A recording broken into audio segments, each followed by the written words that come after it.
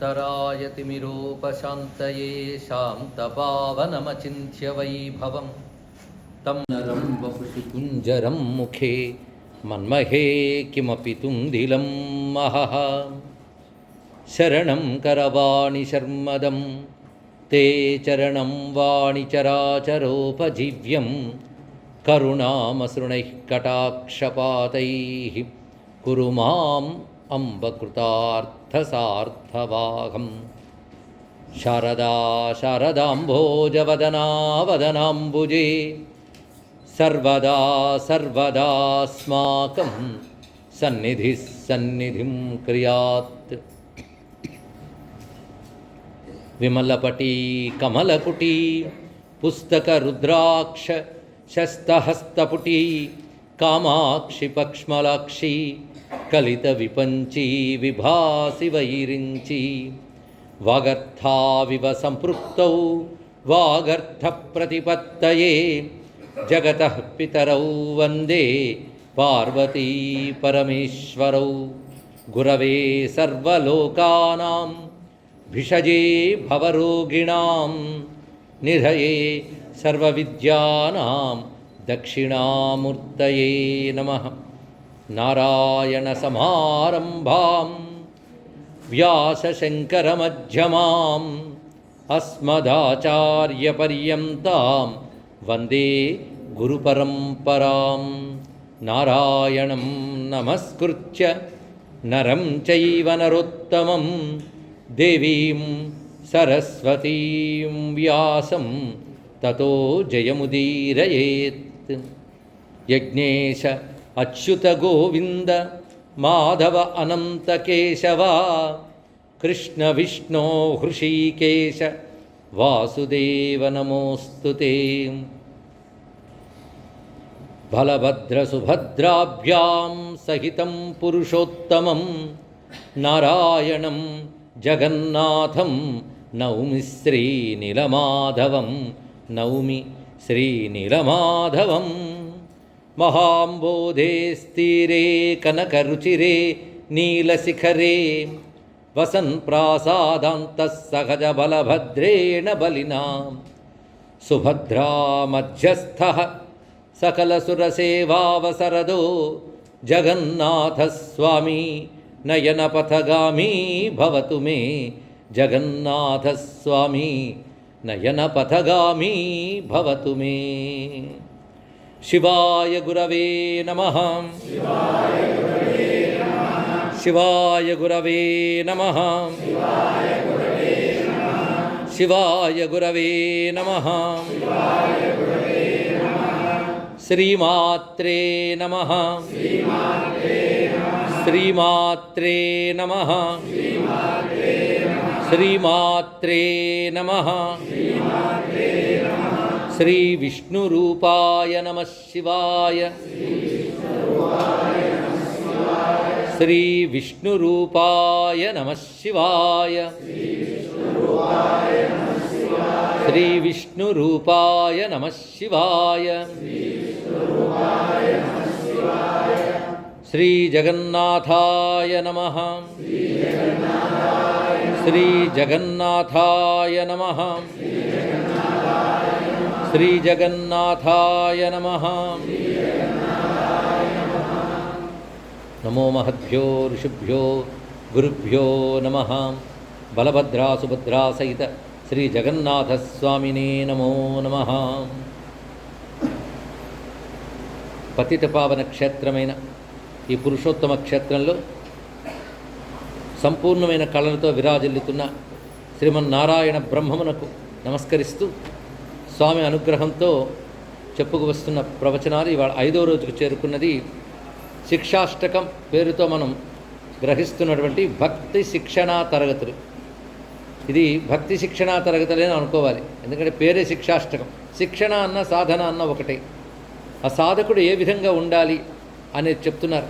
పైగా ఇది సాధకుడికి చేస్తున్న బోధలా కాకుండా భగవంతుడికి చేస్తున్న ప్రార్థనలా చెప్పడం ఇందులో ఉన్న విశేషం. ఇది కృష్ణునితో విన్నవించుకుంటున్నారు చైతన్య మహాప్రభు. గురుస్థానంలో ఉన్న చైతన్య మహాప్రభు గారికి మనం నమస్కారం చేసుకుంటూ ఇప్పటి వరకు మనం వివరంగా చెప్పుకున్న 3 శ్లోకాలు 4వ శ్లోకం కూడా చదువుకుని తర్వాత ఇవాళ గ్రహించాల్సిన విషయాలు తెలుసుకుందాం. చేతోదర్పణమార్జనం భవమహాదావాగ్ని నిర్వాపణం శ్రేయకైరవచంద్రికా వితరణం విద్యావధూజీవనం ఆనందాంబుధివర్ధనం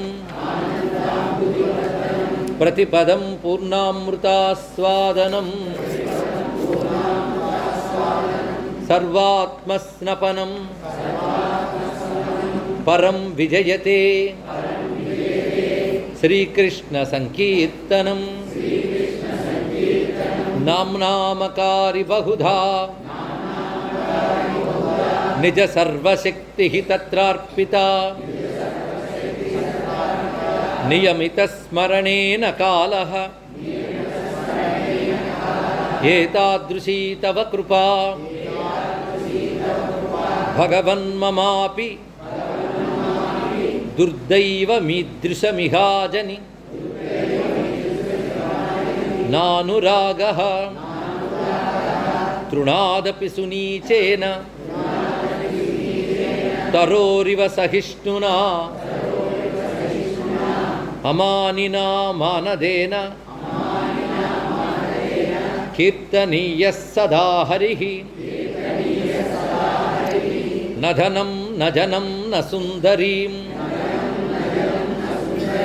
కవితాం వా జగదీశ కామయే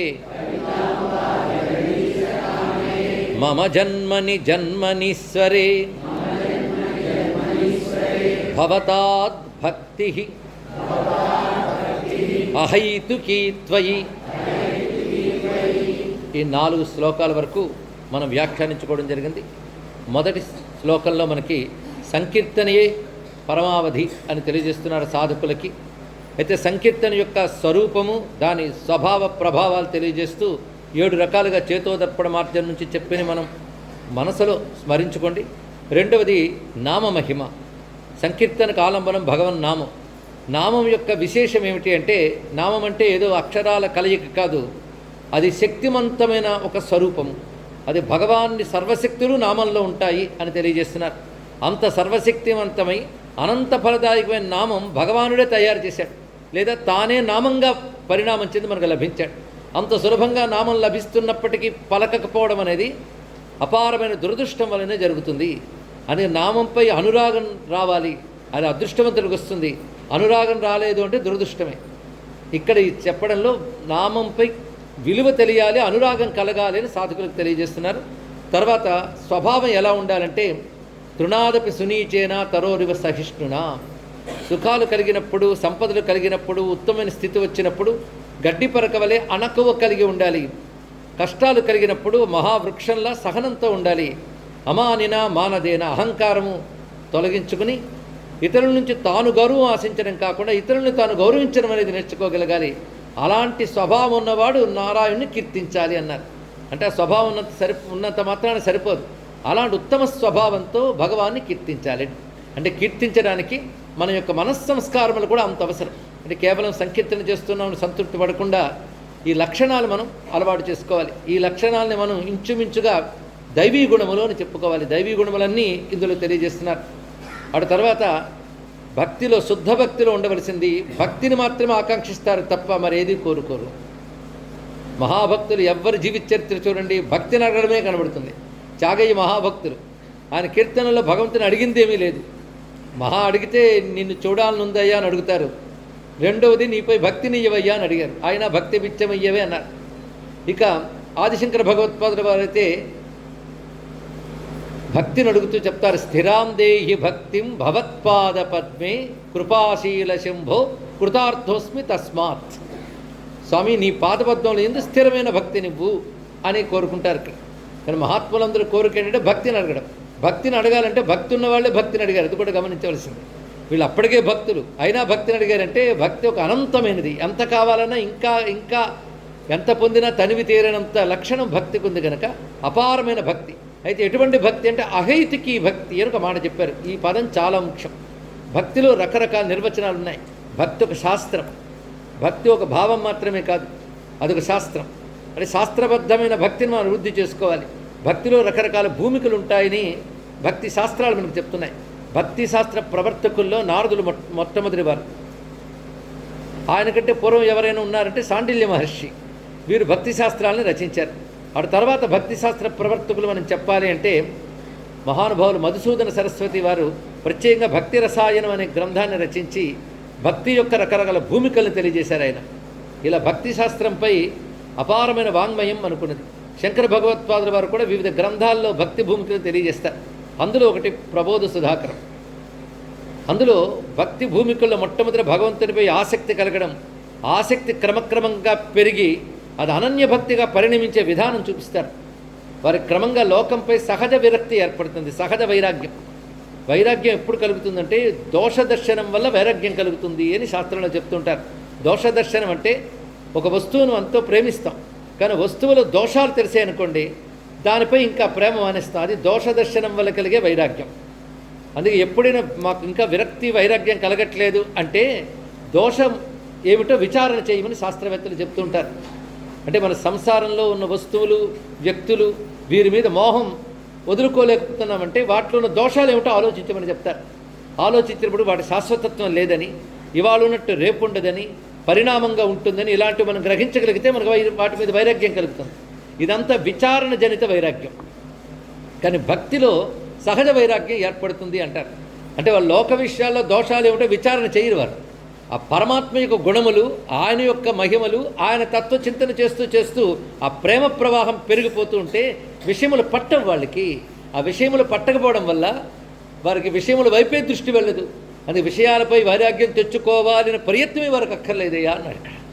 దీన్ని సహజ వైరాగ్యం అంటారు, ప్రేమజనిత వైరాగ్యం అంటారు. భక్తి వైరాగ్యం అంత గొప్పగా ఉంటుంది అని అలాంటి భక్తి కావాలని కోరుకోవడమే అహైతికీ భక్తి. అహేతికి భక్తి అని ఒక కొత్త పదాన్ని, చక్కని పదాన్ని ఇచ్చారు. ఇది పదం కొత్త కానీ భావం కొత్తది కాదు. అది భాగవతాది గ్రంథాల్లో మనకు కనబడుతూనే ఉంటుంది. భగవంతునిపై ఉన్నటువంటి సహజ భక్తి ఏది ఉందో అది అహేతికి భక్తి.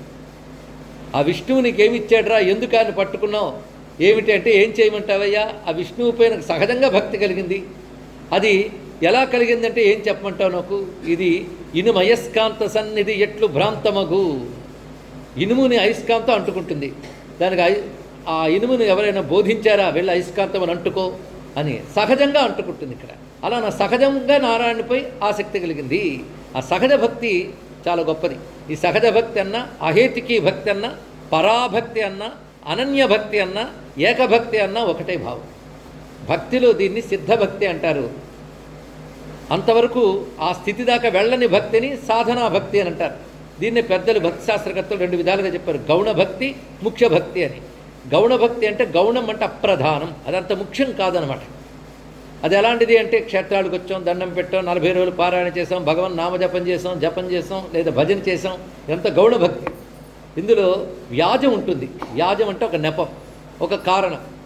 అదేమిటంటే నేను ఇవన్నీ చేయడం వల్ల నారాయణుడిని రక్షించాలి, లేదా శివుడు రక్షించాలి, ఇది చదవడం వల్ల దీనికి ఫలశ్రుతి ఇది అన్న ఫలశ్రుతి కూడా చదువుతాం. ఒక్కొక్కప్పుడు స్తోత్రం కంటే ఫలశ్రుతి మనకు ఆసక్తికరంగా కూడా అనిపిస్తూ ఉంటుంది. వినడానికి అంత బాగుంటుందండి. ధనార్థి లభతే ధనం, విద్యార్థి లభతే విద్యాం, అభిష్ట సిద్ధి లభిస్తుంది అంటే ఎంత ప్రీతిగా ఉంటుంది. స్తోత్రం అర్థం కాకపోయినా ఫలశ్రుతి మనకు అర్థమవుతుంది. అసలు ఆ ఫలశ్రుతి బేబే పరిగెడుతుంటుంది మనస్సు ప్రతి వారికి కూడా. అసలు స్తోత్రం మహిమ విలువ ఫలశ్రుతి వల్ల మనం గ్రహించగలుగుతున్నాం. కానీ అసలు ఫలశ్రుతి ప్రసక్తి లేకుండా మనం స్తోత్రం చదవగలమా అండి? ఎవరైనా ఫలశ్రుతి చదవకపోతే ఫలం రాదంటే అమ్మో అనుకుని ఫలశ్రుతి చదువుతారు కూడా.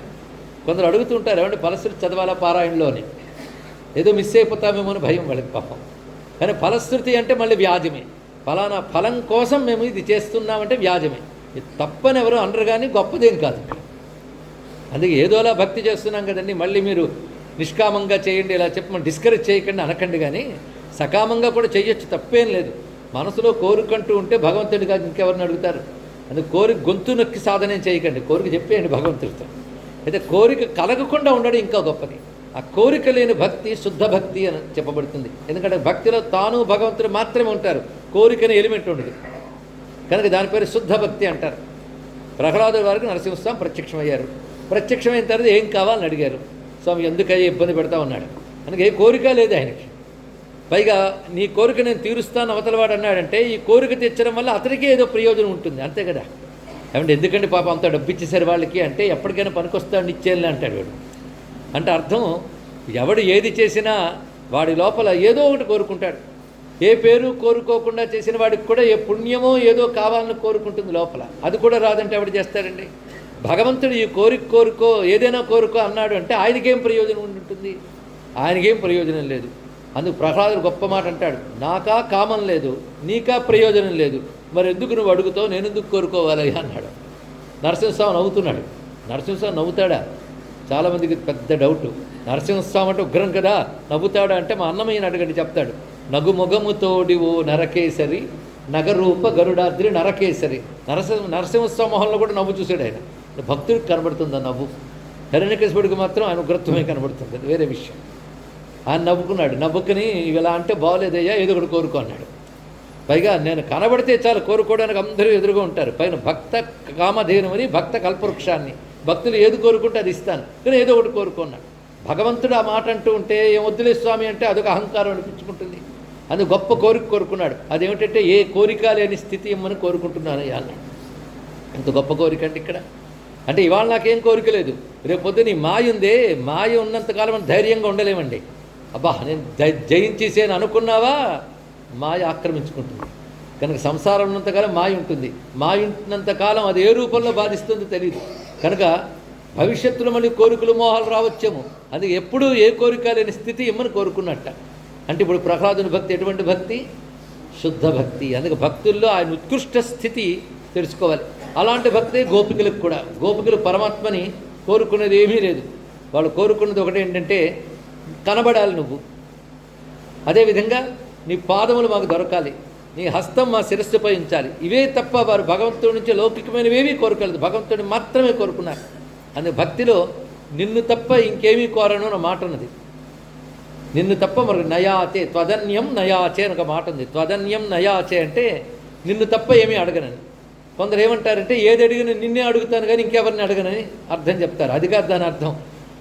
నిన్ను తప్ప ఇంకెవరిని అడగనని కాదు, నిన్ను తప్ప ఇంకేది అడగనని అర్థం దానికి ఇక్కడ. అటువంటి నిష్కపటమైనటువంటి నిస్వార్థమైన, ఇంగ్లీష్లో చెప్పాలంటే అన్కండిషన్డ్, ఏదో ఒక నెపంతో ఉన్నటువంటి భక్తి కాకుండా శుద్ధ భక్తి, దాని నిమ్మని అడుగుతున్నారు ఇక్కడ. అది ఎంత గొప్పది అంటే ధనం జనం సుందరీం కవిత వీటన్నిటికంటే గొప్పది. అంటే ధనము జనము నేను చెప్పుకున్న కామభోగములు, కవిత్వం అంటే మేధాశక్తి, వీటన్నిటికంటే గొప్పది. అందుకే అలాంటి నిష్కపట భక్తి ఉంటే జన్మ ఏదైనా పర్వాలేదు. ఎందుకంటే సత్యం తెలిసిన వాడికి సంసారం అన్నా జన్మన్నా భయం కలుగుతుందని. ఎవరికి? సత్యం తెలిసిన వాడికి. సత్యం తెలిస్తే ఈ సంసారం ఎంత భయంకరమైనదో తెలుసుకుంటాడు. అందుకే మన మహానుభావుడు ప్రహ్లాదుడే అంటారు, దుర్భర సంసార దవాగ్నికి వెరతు నీ పాదాశ్రయం చేయవే అని. సంసారాన్ని చూస్తే భయం వేస్తుంది, కానీ భక్తి పండిపోతే సంసారం పట్ల కూడా భయం ఉండదండి. ఎంత గొప్ప ధైర్యం అది. ఎందుకు భయం ఉండదు అంటే సంసారంలో నేను ఉన్నప్పటికీ, సంసారంలో ఏ దేహంతో నేను ఉన్నప్పటికీ నా మనస్సు నీతో ఉంటే ఈ సంసార భయం కూడా ఉండదు. ఎంత గొప్ప విషయం ఇది. అదే మనస్సు పరమాత్మ పాదపద్మాల యందు ఉన్నప్పుడు మనం ఎక్కడున్నా ఆనందంగానే ఉంటుంది. అందుకే అన్నమయ్య ఒక మాట అంటాడు, అచ్చమైన జ్ఞానికి అంతా వైకుంఠమే. ఒకటే మాట.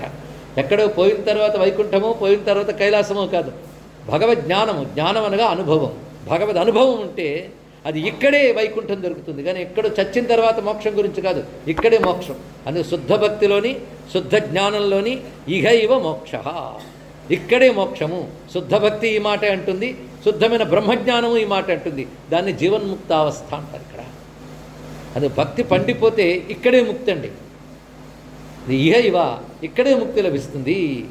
అందుకే కంచిత్కాలము మా మహేశ భవతాం పాదారవిందర్చనై కంచిత్ కంచిదవైక్షణైశ్చనుతిభి కంచిత్ కథాకర్ణనై కంచిత్ ధ్యాన సమాధిభిశ్చనుతిభి కంచిత్ దశామిదృశి యప్రాప్నోతి ముదా త్వదర్పితమనాహ జీవన్ సముక్త ఖలు అంటారు శివానందరహరిలో ఆదిశంకర భగవత్పాదుల వారు. అంటే స్వామి అనుక్షణం ఏదోలా నీతోనే ముడిపడిపోతే, కొంతసేపు పూజ చేస్తూ, కొంతసేపు కీర్తన పాడుతూ, కొంతసేపు ధ్యానం చేస్తూ, కొంతసేపు స్తోత్రం చేస్తూ, కొంతసేపు నీ క్షేత్రముల యందు సంచరిస్తూ, కొంతసేపు నీ పాదాలకు నమస్కరిస్తూ. ఇప్పుడు ఎన్ని పనులు చేశాడు? పనులు మారేయా లేదా? ఎందుకంటే పూజ చేసినప్పుడు కీర్తన కాదు, పూజ, కీర్తన, ధ్యానం, క్షేత్రములు తిరుగుట, ఇలా ఒక్కొక్కటి చేస్తున్నాడు. పనులు మారే కానీ పరమాత్మతో అనుబంధం మారలేదు చూడండి ఇక్కడ. కానీ జీవుడికి ఏదో విధంగా పరమాత్మతో అనుబంధం ఉంటే ఇహైవ ఇక్కడే జీవన్ సముక్తక్కలు, వాడు ఇక్కడే జీవన్ముక్తులైపోతున్నాడు. అది స్వామి అటువంటి అహైతికి భక్తి వచ్చిందనుకో ఇంకా ప్రపంచం పట్టదు. ప్రపంచం పట్టలేదు, ఎప్పుడో ప్రాపంచిక బంధం పోయింది కదా. ఎందుకు ప్రపంచం పట్టలేదంటే నువ్వు పట్టేశావు. ఒక పాత్రలో ఒక వస్తువు నిండిపోతే మరో వస్తువు వేస్తామా అండి? ఇక్కడ ఒకటే ఆలోచించాలి. పాత్ర నిండా వస్తువు నిండిపోతే మరో వస్తువు వేయం, ఖాళీ ఉంటేనే కదా వేస్తాం. కానీ ఖాళీ లేకుండా పరమాత్మ హృదయం నుండా నిండిపోతే ప్రపంచం అనే వస్తువు దానిలో పోయివు నువ్వు ఇక్కడ. కానీ పరమాత్మ నిండిపోయాడు, మరేది అక్కర్లేదు ఇక్కడ.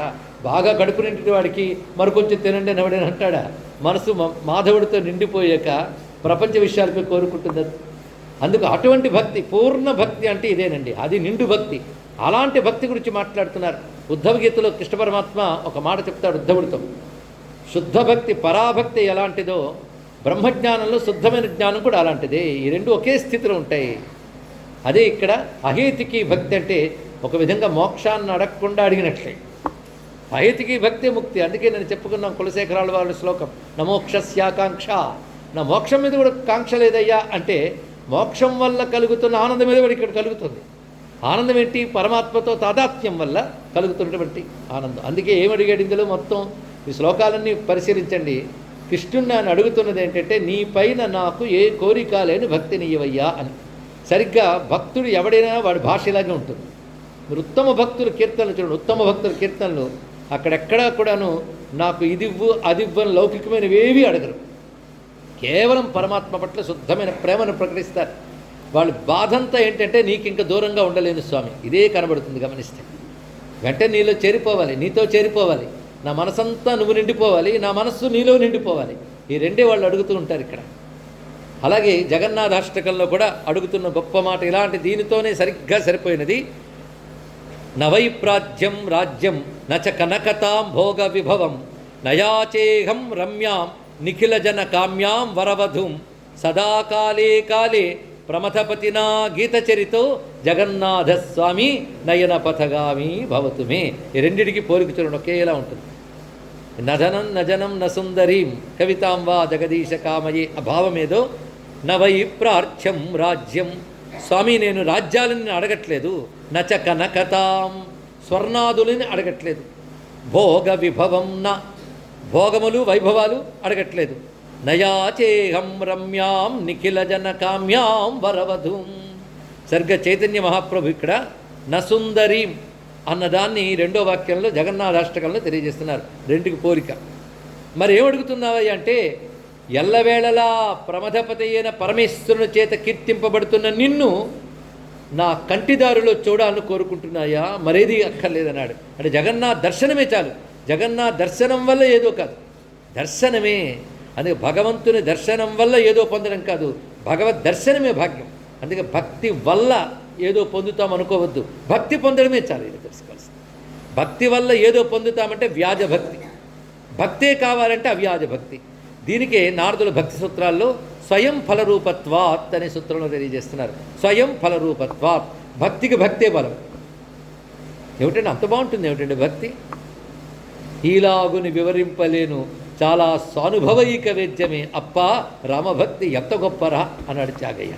ఈలాగుని వివరించలేను, ఎంత వివరించలేనంత అందంగా ఉంటుందా అంటే దానికి మళ్ళీ నారదుల వారి భక్తి సూత్రంలో చెప్తారు మూకాస్వాదన వత్తడి. ఒక మూగవాడికి మంచి లడ్డు ఇచ్చి తిన్నాక ఎలా ఉందని అడిగితే ఏం చెప్తాడండి ఇక్కడ. అలాగే భగవద్ అనుభూతి పొందినటువంటి వాడు ఆ అనుభూతి ఇలాంటిది అని తాను వర్ణించలేడు. ఇంకా వర్ణన గంధనంత అంటే మనోవాక్కులకు అతీతమైన ఆనందం ఆ అహైతికి భక్తి వల్ల వస్తుంది. దీనికి మరొక పేరు చెప్తుంది భాగవతం, నిష్కపట భక్తి అని పేరు. ఇక్కడ అవ్యాజ భక్తి అన్న, అహైతికి భక్తి అన్న, నిష్కపట భక్తి అన్న ఇదే. ఒక ఆయన మన దగ్గరికి వచ్చి రోజు నమస్కారం చేసి ఒక పండో ఫలం ఇస్తున్నాడు. మొదట చూసినప్పుడు మనం ఎవరో అనుకుంటాం, కానీ రెండో రోజు మూడో రోజు చూస్తుంటే వీడికి పాపం ఎంత ఆదరణ నా పైన అనిపిస్తుంది. అలా వారం రోజులు తెస్తున్నాడు. నీకేం కావాలి అంటే ఏం అక్కర్లేదండి అంటాడు. దాంతో మరీ ఆనందం కలుగుతుంది మనకు.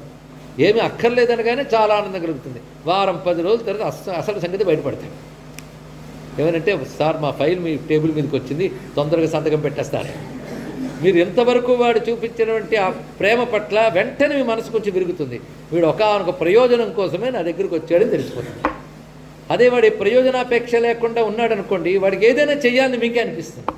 మనకే ఒకడొక ప్రయోజనం కోసం మన చుట్టూ తిరుగుతున్నాడు, వాడు చేసే పొగడ్త కూడాను ఒక ప్రయోజనం కోసమే అని తెలిస్తే మనకే వాడి పొగడ్త మీద నమ్మకం కుదరదే. అలాంటిది మనం ఇన్ని చేస్తున్న స్తోత్రాలు ఏదో ప్రయోజనం కోసమే భగవంతుడు ఏమనుకుంటాడు.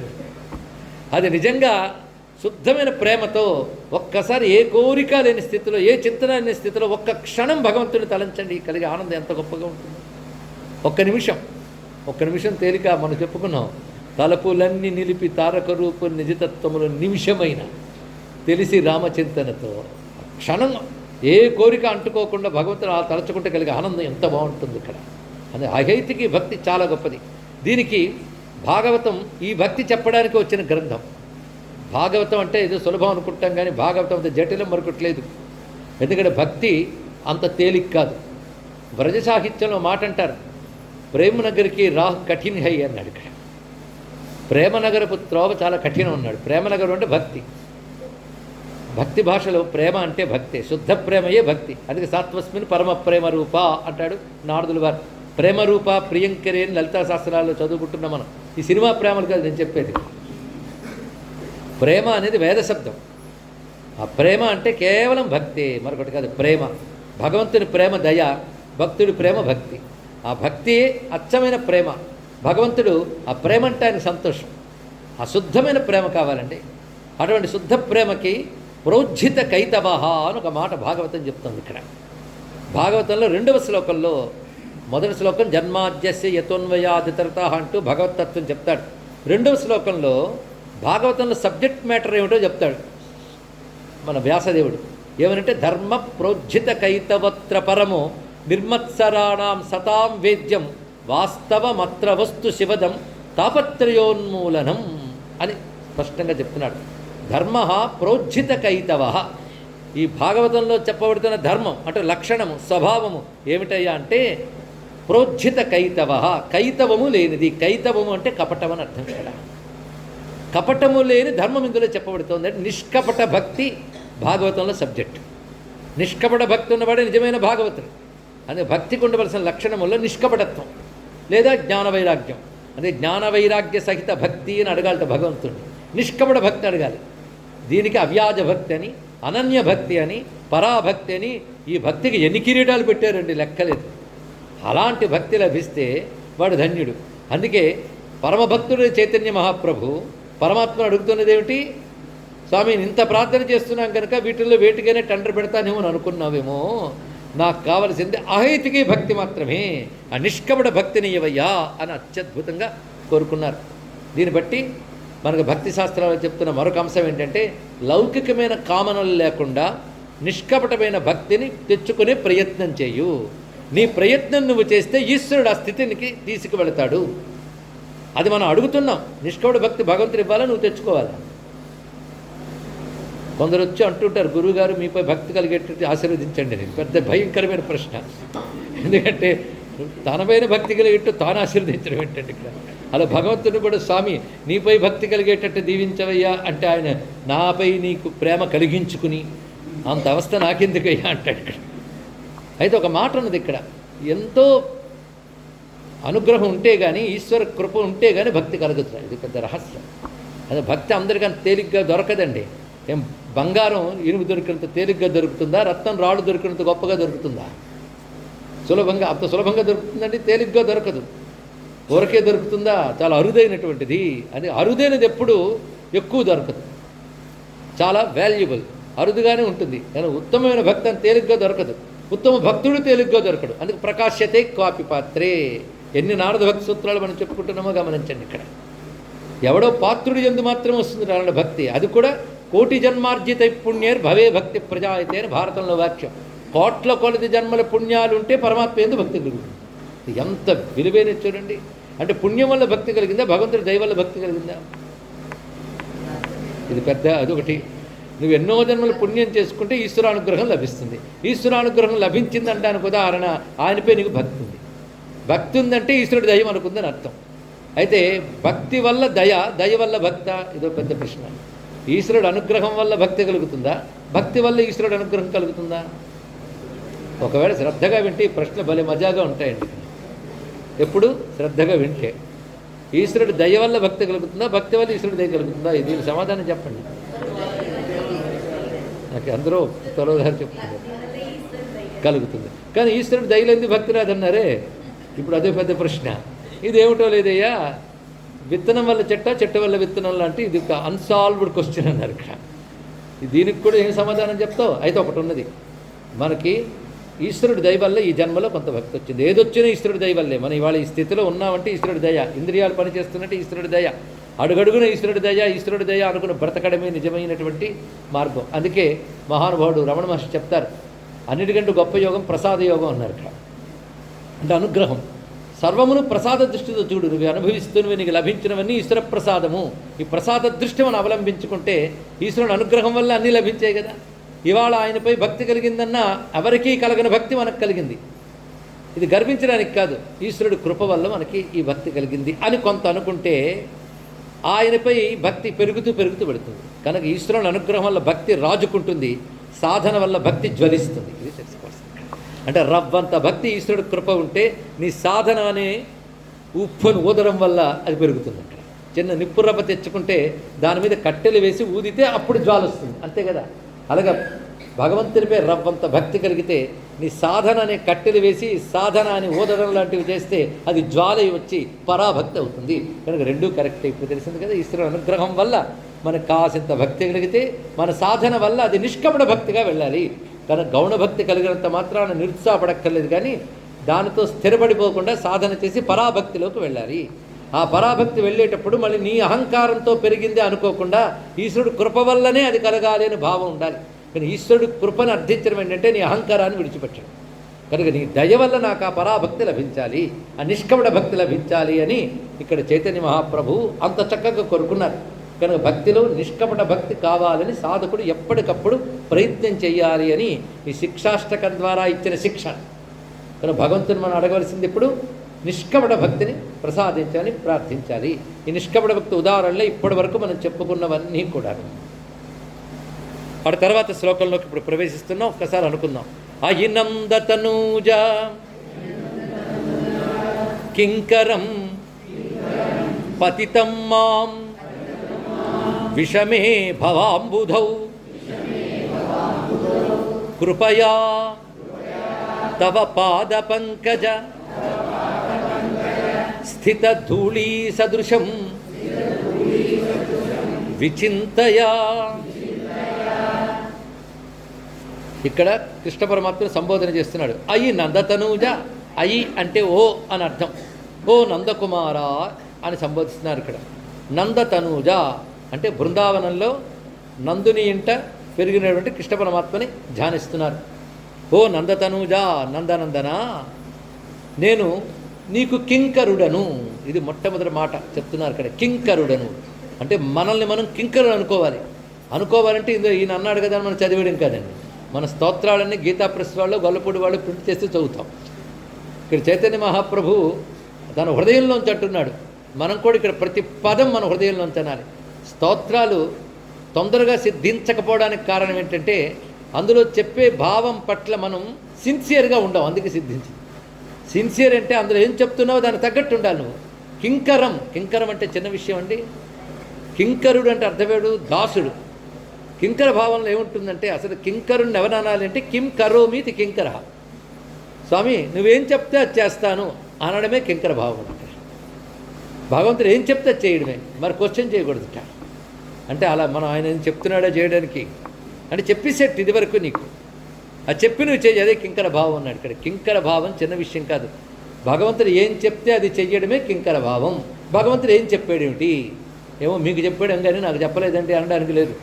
భగవంతుడు చెప్పెట్టుకొని మనం పుట్టకముందే చెప్పేశాడు, నువ్వు ఇలా ఉండరానైనా నా ఇలా ఉంటే నాకు సంతోషం అన్నాడు. ఆయన చెప్పాడు కదా, దాని ప్రకారం నువ్వు చెయ్యడమే కింకర భావం. మన కింకరులుగా బ్రతుకుతున్నామా లేదా పరిశీలించాలి. కానీ కింకర భావం చిన్న విషయం కాదు. కింకర దాస ఈ రెండు భావాలు కూడా దాస్యభక్తి కిందకు వస్తాయి. దాస్యభక్తిలో ఉండేది గొప్ప లక్షణం అంటే దాసుడికి అహంకారం ఉండదు. మీరు పరిశీలించారో లేదు, ఒక దాసుడు ఉంటాడు, అతనికి పొగరు చూపించడానికి లేదు యజమాని దగ్గర, అణకువగా ఉండాలి. ఏం చెప్తే చేయాలి, క్వశ్చన్ చేయకూడదు. వాడే దాసుడు, తన అహంకారం చూపించడానికి లేదు. యజమాని ఉన్నతాసనం మీద కూర్చుంటే అతడితో సమానంగా ఇతడు కూర్చోకూడదు, లేచి నిలబడాలి. ఇదంతా దాసభావం. కానీ భగవంతుడిపై దాసభక్తి అంటే అర్థం ఏంటి? వినయం కలిగి ఉండుట, అహంకారాన్ని విడిచిపెట్టుట. ఇది దాస్యభక్తి అంటే ఇదే అర్థం. అందుకని సేవ చేస్తున్నానండి అని గుడికి పువ్వులేరి తేవడం లేదా ఓడవడం ఇది కూడా దాస్యభక్తిలో భావం అయినప్పటికీ అసలు దాస్యభక్తికి అహంకార త్యాగమే దాస్యభక్తి. అది కింకర భావన కనబడుతుంది. కింకరో నువ్వేం చెప్తే చేయడానికి సిద్ధంగా ఉన్నాను అంటే ఏమిటి? భగవంతుడు ఏం చెప్పాడు, ఇది ఆలోచించాలి. భగవంతుడు చెప్పిన మాటలు ఏమిటి అంటే ఒక చోట కనబడుతుంది శాస్త్రంలో, శృతి స్మృతి మమైవాజ్ఞ. భగవంతుడు చెప్పినట్టు చేయాలి అంటే భగవంతుడు ఏం చెప్పాడేంటి? ఆయన చెప్పినవి రెండు, శృతి స్మృతి. శృతి స్మృతులు అనేవి శాస్త్రం, శాస్త్రము భగవంతుడి ఆజ్ఞ. మీరు చదివేరు లేదు లలితా శాస్త్రంలో, నిజాజ్ఞ రూప నిగమ. చెప్పండి, రూప నిగమ. తర్వాత వాక్యం పుణ్యాపుణ్య ఫలప్రద. మీరే చదువుతున్నారు. నిగమములు అంటే శాస్త్రములు, అంటే వేదములు, పురాణములు, ధర్మశాస్త్రాలు. మన సంప్రదాయం ప్రకారంగా ఇవి మానవులు నిర్మించినవి కావు, భగవంతుడి శబ్దములే అవి. అందుకే మనం నిన్న నామం గురించి చెప్తూ ఋషులు దర్శించారు, తపస్సులు ఎవరు తయారు చేయలేదు అన్నాం. కానీ భగవంతుడి శబ్ద రూపంలో శృతి స్మృతులుగా ఉంటే ఋషులు తపస్సుతో వాటిని పట్టుకుని మనకిచ్చారు. కానీ ఋషులు కూడా శాస్త్రాలు తయారు చేయలేదు. శాస్త్రములు ఎవరు? భగవంతుడి స్వరూపం. అందుకే వేదో వేద విదవ్యంగో వేదాంగో వేదవిత్ కవి అని మీ విష్ణు శాస్త్రం ఇందాక చదివినట్టున్నారు. వేద అంటే వేదం ఆయన స్వరూపం, అంటే శాస్త్రములు ఆయన స్వరూపాలు. అందుకే చెప్తున్నాడు శృతి స్మృతి మమైవ ఆజ్ఞ. వేదములు శాస్త్రములు నా ఆజ్ఞలు. ఎవడు దాని ప్రకారం నడుచుకుంటాడో వాడు పుణ్యుడు, దాని ప్రకారం నడుచుకోని వాడు అపుణ్యుడు. కనుక నేనేం చేస్తానంటే ఆ వేదశాస్త్రం ప్రకారం నడుచుకున్న పుణ్యుడికి పుణ్యఫలాన్ని ఇస్తాను, వాటి అతిక్రమించిన అపుణ్యుడికి అంటే పాపాత్ముడికి పాపఫలం ఇస్తాను. అంటే పుణ్యానికి ఫలం సుఖం, పాపానికి ఫలం దుఃఖం ఇస్తాను. అంతేగాని వీడికి సుఖం ఇస్తాను వీడు దుఃఖం ఇస్తాను ఆయన డిసైడ్ చేసుకోడు. తాను చెప్పిన శాస్త్ర ప్రకారం నడుచుకుంటే పుణ్యఫలం, నడుచుకోకపోతే అపుణ్యఫలం ఇస్తాను. ఇప్పుడు మళ్ళీ ఆ వాక్యం చదవండి, నిజాజ్ఞారూప నిగమ పుణ్యాపుణ్య ఫలప్రద. ఇప్పుడు అర్థమైంది కదా. కానీ భగవానుడు ఈ విధంగా శాస్త్రముల ద్వారా మనకి శాసనము చేశాడు. శాసనము చేయనిదే శాస్త్రం. ఒక లా ఉంటుంది, మీరు ఆ దేశంలో బ్రతకాలంటే లాను ఒబే చేయాలి, అతిక్రమించరాదు. అతిక్రమిస్తే ఏం చేస్తారు? ప్రభుత్వం శిక్షిస్తుంది. పాటిస్తే మీ ఫెసిలిటీస్ అన్నీ ఇస్తున్నది. అలాగే శాస్త్రమును పాటించిన వాడికి భగవంతుడి అనుగ్రహం లభిస్తుంది, పాటించని వాడికి శిక్ష లభిస్తుంది. కనుక ఆయన చెప్పిన వాక్యములు అనగా శాస్త్రవాక్యములు, దాని ప్రకారం నడవడమే కింకర. ఇది అర్థం ఇక్కడ. కింకర అంటే ధర్మజీవనమే కింకరత్వము. కనుక స్వామి నేను కింకరుడను అనగా నువ్వు చెప్పినట్టు నడుచుకుంటాను. కానీ ధర్మం ఎందుకు పాటిస్తావు? శాస్త్రం చెప్పింది. శాస్త్రం చెప్తే క్వశ్చన్ చేయకుండా పాటించాలి, ఎందుకంటే మా స్వామి చెప్పాడు.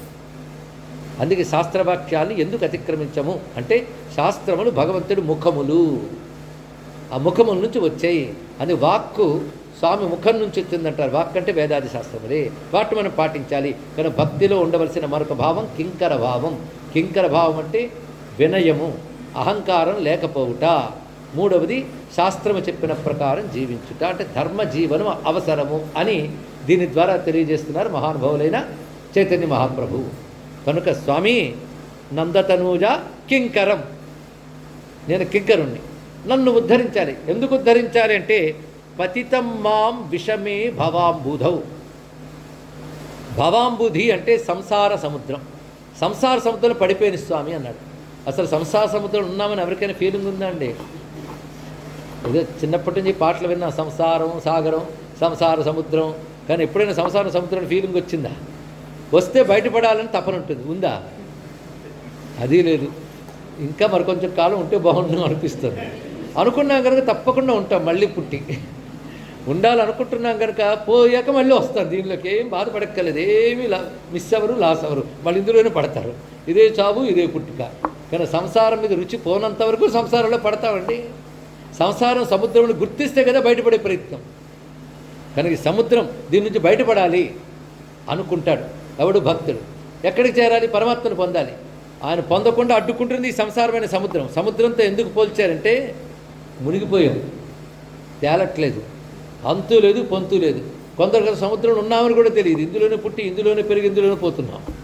ఎవడో తెలివైన వాడు బయటపడాలని ప్రయత్నిస్తాడు, కానీ మునిగిపోయిన స్వామి సంసార సముద్రంలో. అంటే మొదటి దానిలో చెప్తున్నది అహంకార రాహిత్యం, రెండవ దానిలో చెప్తున్నది తన అస్వతంత్రత, అసహాయత ఈ రెండు ఒప్పుకోవాల్సింది. ఇక్కడ నువ్వు చెప్పినట్టు నడుచుకుంటున్నాను, నేను నడుచుకున్నంత మాత్రాన సంసారం నుంచి దాటగలిగే శక్తి మాత్రం నాకు లేదు స్వామి, నువ్వు ఉద్ధరించవలసినదే.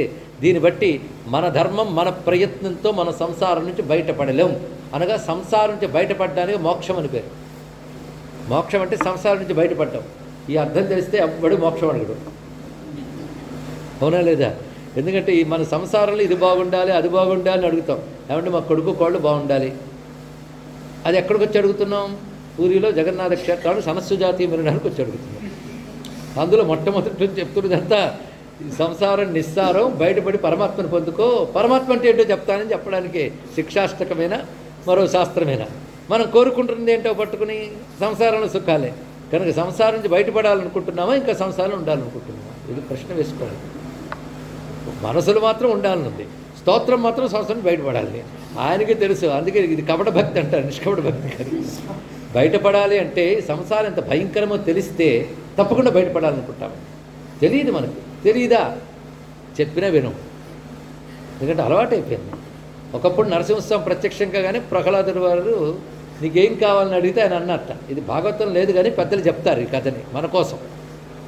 అందరికీ ముక్తినిచ్చేవయ్యా అన్నట్టు ఆయన, పరమ దయాళువై. స్వామి నవ్వి నేను ఇస్తాను కానీ ఎవరు రెడీవో అడుగు అన్నాడు.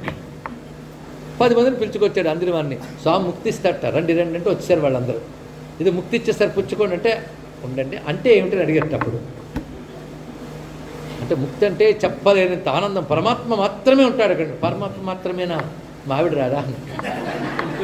మరి మా పిల్లలు వినడు. ఒరి బాబు ఈ భావాలేవి లేనిదే మోక్షం అని. అయితే నాకు అర్థం కావట్లేదని ఇప్పుడు నేను చూస్తున్నాను, చాలామంది అర్థం కాకేలా చూస్తున్నారు. అంటే అంత తేలిక పరమాత్మ అర్థం కావడం. క్యాంపులకి అయితే వస్తాం కానీ అర్థం చేసుకోవడం తేలికండి ఇక్కడ. అందుకే వాడికి అర్థమే కాదు. కొంతమందికి అర్థం చేసుకుని అడుగుదామని కొందరు వెళ్ళిపోయారు. కొందరు ఏమనంటే మా మనవడి పెళ్ళి అయ్యాక వస్తాలే అన్నాడు. ఇప్పుడు చెప్పాడు నరసింహస్వామి, అందరు రెడీ చెప్తూ ముక్తిగా అన్నాడు ఇక్కడ. అవును స్వామి క్షమించిన అన్నాడు ఇక్కడ. చిన్నపిల్లాడుగా తెలియదులే పాపం లోకం గురించి అన్నాడు నరసింహస్వామి అంటారు. గొప్ప కథ ఇది. కానీ సంసారం భయం అనిపించడానికో తెలివితేటలుండాలండి. సంసారం భయంకరం, ఇందు నుంచి బయటపడాలి అంటే వాడు బాగుపడే రోజులు దగ్గర పడ్డాట. ఎందుకంటే గిల్లితే నొప్పి తెరిచింది అంటే ఆరోగ్యంగా ఉన్నామని అర్థం, గిల్లిన నొప్పి తెలియలేదంటే జబ్బు ఉందని అర్థం. కానీ సంసారం మనకు బాధాకరం అనిపించలేదు అంటే మాయ జబ్బు అవుతుందయ్యా అని అర్థం. ఇక్కడ తెలిస్తే బయటపడిపోతాం. అందుకే సంసారం నుంచి బయటపడేవయ్యా అని అడిగాడు. ఎవరు? ఈ మహానుభావుడు ఏంటంటే ప్రహ్లాదుడే. ఎక్కడ అంటే ప్రహ్లాద చరిత్రలోని భాగవతంలో అన్నాడు స్వామి, నా రూపం చూస్తే భయం వేయట్లేదా అన్నాడు. ఎదురుగా అందరూ దేవతలను వణికిపోతున్నారు నన్ను చూస్తూ. నువ్వు ఒక్కడే పిల్లవాడు ధైర్యంగా చూస్తూ ఉన్నావు, అందుకే నేను ఒళ్ళో పెట్టుకున్నాను. మీకు ఒళ్ళో వచ్చే ఇంకా నా ముఖం దగ్గరికి కనబడుతుంది, భయం వేయలేదా అన్నాడు. అప్పుడు జూలు ఇలా నిబిరెట్టు ప్రహ్లాదు నిబిరు అంటున్నాడు, ఎంత బాగుందయ్యో ముఖం.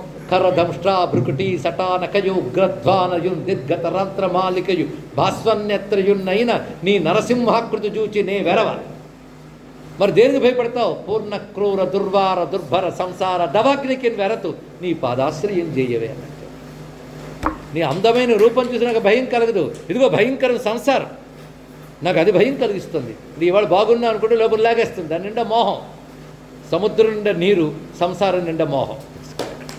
మోహం తప్ప మరొకటి లేదు. మాటి మాటికి సత్యాన్ని అసత్యంలా చూపిస్తుంది, అసత్యాన్ని సత్యంలో చూపిస్తుంది. అది ప్రమాదకరమైంది. ఇక్కడ దీని నుంచి బయటపెట్టవయ్యా అన్నాడు. ప్రహ్లాదుడు లాంటి మరో భక్తుడు ఉన్నాడు, జ్ఞానభక్తుడు. ఆయన ఇదే మాట అన్నాడు. సంసార కూపమతి ఘోర మగాధమూలం సంప్రాప్య దుష్ట శతసర్ప సమాకులస్య దీనస్య దేవదయయా శరణాగతస్య లక్ష్మీ నృసింహ మమదేహి కరావలంబం. అది మన ఆదిశంకర భగవత్పాలు వారు అలాగే ప్రార్థన చేశారు. అంటే ఒక ప్రహ్లాదుడంతా ఆదిశంకరుడంతా వాళ్ళు జ్ఞానభక్తులు. వాళ్ళ జ్ఞానం ఉంది. జ్ఞానం ఉంది కనుకనే సంసారం యొక్క భయానక స్వరూపం. అది జ్ఞానం 2 రకాలుగా ఉంటుందండి. సంసారం ఎంత భయంకరమైనదో తెలుసుకోవడం ఒక జ్ఞానం, పరమాత్మ ఎంత పూర్ణమైన సత్యదానంద స్వరూపుడు తెలుసుకోవడం మరొక జ్ఞానం. ఈ మొదటి జ్ఞానం బయటపడడానికి, రెండవ జ్ఞానం ఏది పొందాలో దాన్ని తెలుసుకోవడానికి. ఈ 2 కలిపితేనే బ్రహ్మజ్ఞానం అనిపించుకుంటుంది. అది సంసారం యొక్క భయానక స్వరూపాన్ని ఇక్కడ ఈ పాదంలో చూపిస్తున్నారు చైతన్య మహాప్రభు. ఇది విషమే భవాంబుధౌ అన్నాడు. ఇక్కడ విషమమైనటువంటిది. విషమము అనే మాటకే అనేక వైషమ్యాలు ఉంటాయి కనుక విషమం. వైషమ్యము, విషమం అంటే అర్థం ఏంటో తెలుసా? చెప్పండి వింటాం. సమత్వము కానిది విషమము. అంటే ఇప్పుడు ఏది ఇందులో సమంగా ఉండదు. ఇవాళ ఉన్నట్టు రేపు ఉండదు, రేపు ఉన్నట్టు ఎల్లుండి ఉండదు. ఇవాళ సుఖం రేపు దుఃఖం కావచ్చు. అదే విషమం అంటే. ద్వంద్వాలతో కూడి ఉండడమే విషము. సుఖము, దుఃఖము, లాభము, నష్టము ఈ ద్వంద్వాలతో ఉంటుంది. ఒక కెరటం పైకి తేలిస్తే ఇంకో కెరటం లోపలికి లాగిస్తుంది. అది ఈ సంసారం యొక్క భయంకరమైనటువంటి స్వరూపం. అది విషము. అలాంటి సముద్రంలో పడిపోయాను. దాని నుంచి నువ్వు లాగాలి అంటే అందరినీ లాగుతాడా? కింకరుడు కావాలి. వాడు ముందు ఉండవలసిన లక్షణం కింకరం. కింకరుడైన తర్వాత తెలుసుకోవాల్సిన లక్షణం సంసారం యొక్క భయానక స్వరూపం తెలుసుకోవాలి. కనుక సాధకుడు తెలుసుకోవాల్సిన 2 విషయములు ఇక్కడ. ముందుగా తాను కింకరుడై ధర్మాచరణ చేస్తూ సంసారం యొక్క భయానక స్వరూపం తెలుసుకుని పరమాత్మను పట్టుకోవాలి. అప్పుడు పరమాత్మను ఎలా పట్టుకోవాలి అంటే అహంకారరహితంగా పట్టుకోవాలి అని తెలియజేస్తున్నారు. నేను ఎటువంటి వాడిని అంటే స్వామి, తవ పాద పంకజ స్థిత ధూళి సదృశం విచింతయ. నేను ఎటువంటి వాడిని అంటే నేను ఏదో గొప్పవాడిని అని మాత్రం అనుకోవట్లేదు. నువ్వు నన్ను ఒకటి తెలుసుకో. నీ పాదాలకు అంటుకున్న ధూళిలో ఒక కణికని, ఒక దుమ్ము కణాన్ని భావించవయ్యా నన్ను అన్నాడు ఇక్కడ. అంటే తవ పాద స్థిత ధూళీ సదృశం. ఇందులో ఎంత అందమైన భావం ఉందో తెలుసా? నేను గొప్పవాడిని ఒక రత్నంలాగొచ్చి నీ మెడలో వాడలేను, ఒక కిరీటంలో రత్నంలాగుండి నీ నెత్తి మీద ఉండలేను. అంత ఉత్కృష్ట స్థితి నాకు లేదు. నేను అల్పుణ్ణే, నీచుణ్ణే. నేల మీద నడిచినప్పుడు నీకంటే కింద ఉంటుంది భూమి. ఆ భూమికి ధూళి ఉంటుంది. ఎవరైనా ధూళి కనబడి తక్కువగానే చూస్తారు. నా తక్కువ వాడినే అనుకో, కానీ గొప్పతనం నీ పాదానికి అంటుకున్నాను. అది ఒకటి. కనుక నీ పాదాన్ని అంటుకున్న ధూళిలో ఒక చిన్న కణాన్ని నేను అని నన్ను భావించవయ్యా అని అంటున్నారు ఇక్కడ. అంటే ఇటువంటి భక్తుడును అత్యంత వినయాన్ని సూచిస్తున్నాడు ఇక్కడ. పాదాన్ని ఆశ్రయించడం అనేది గొప్ప మాట అండి.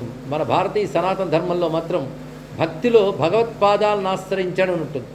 మీకు ఇతర సంస్కృతుల్లో ఇది కనబడదు.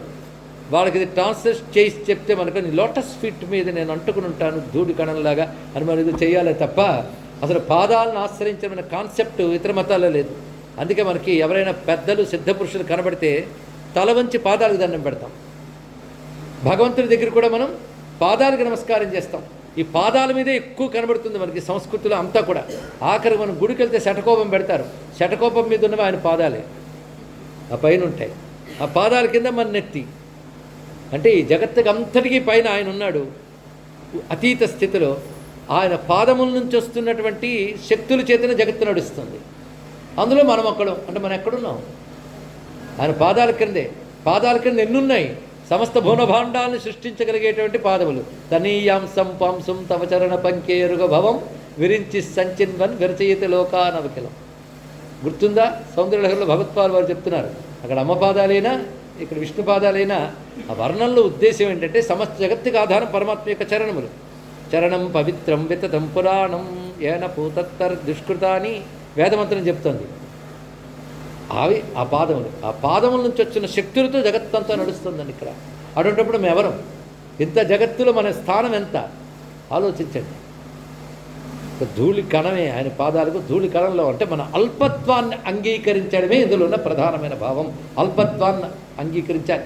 నిన్న మనం చెప్పుకున్న నారద భక్తి సూత్రమే ఈశ్వరస్యాప్యభిమాన ద్వేషిత్వాత్ దైన్యప్రియత్వాచ్చా.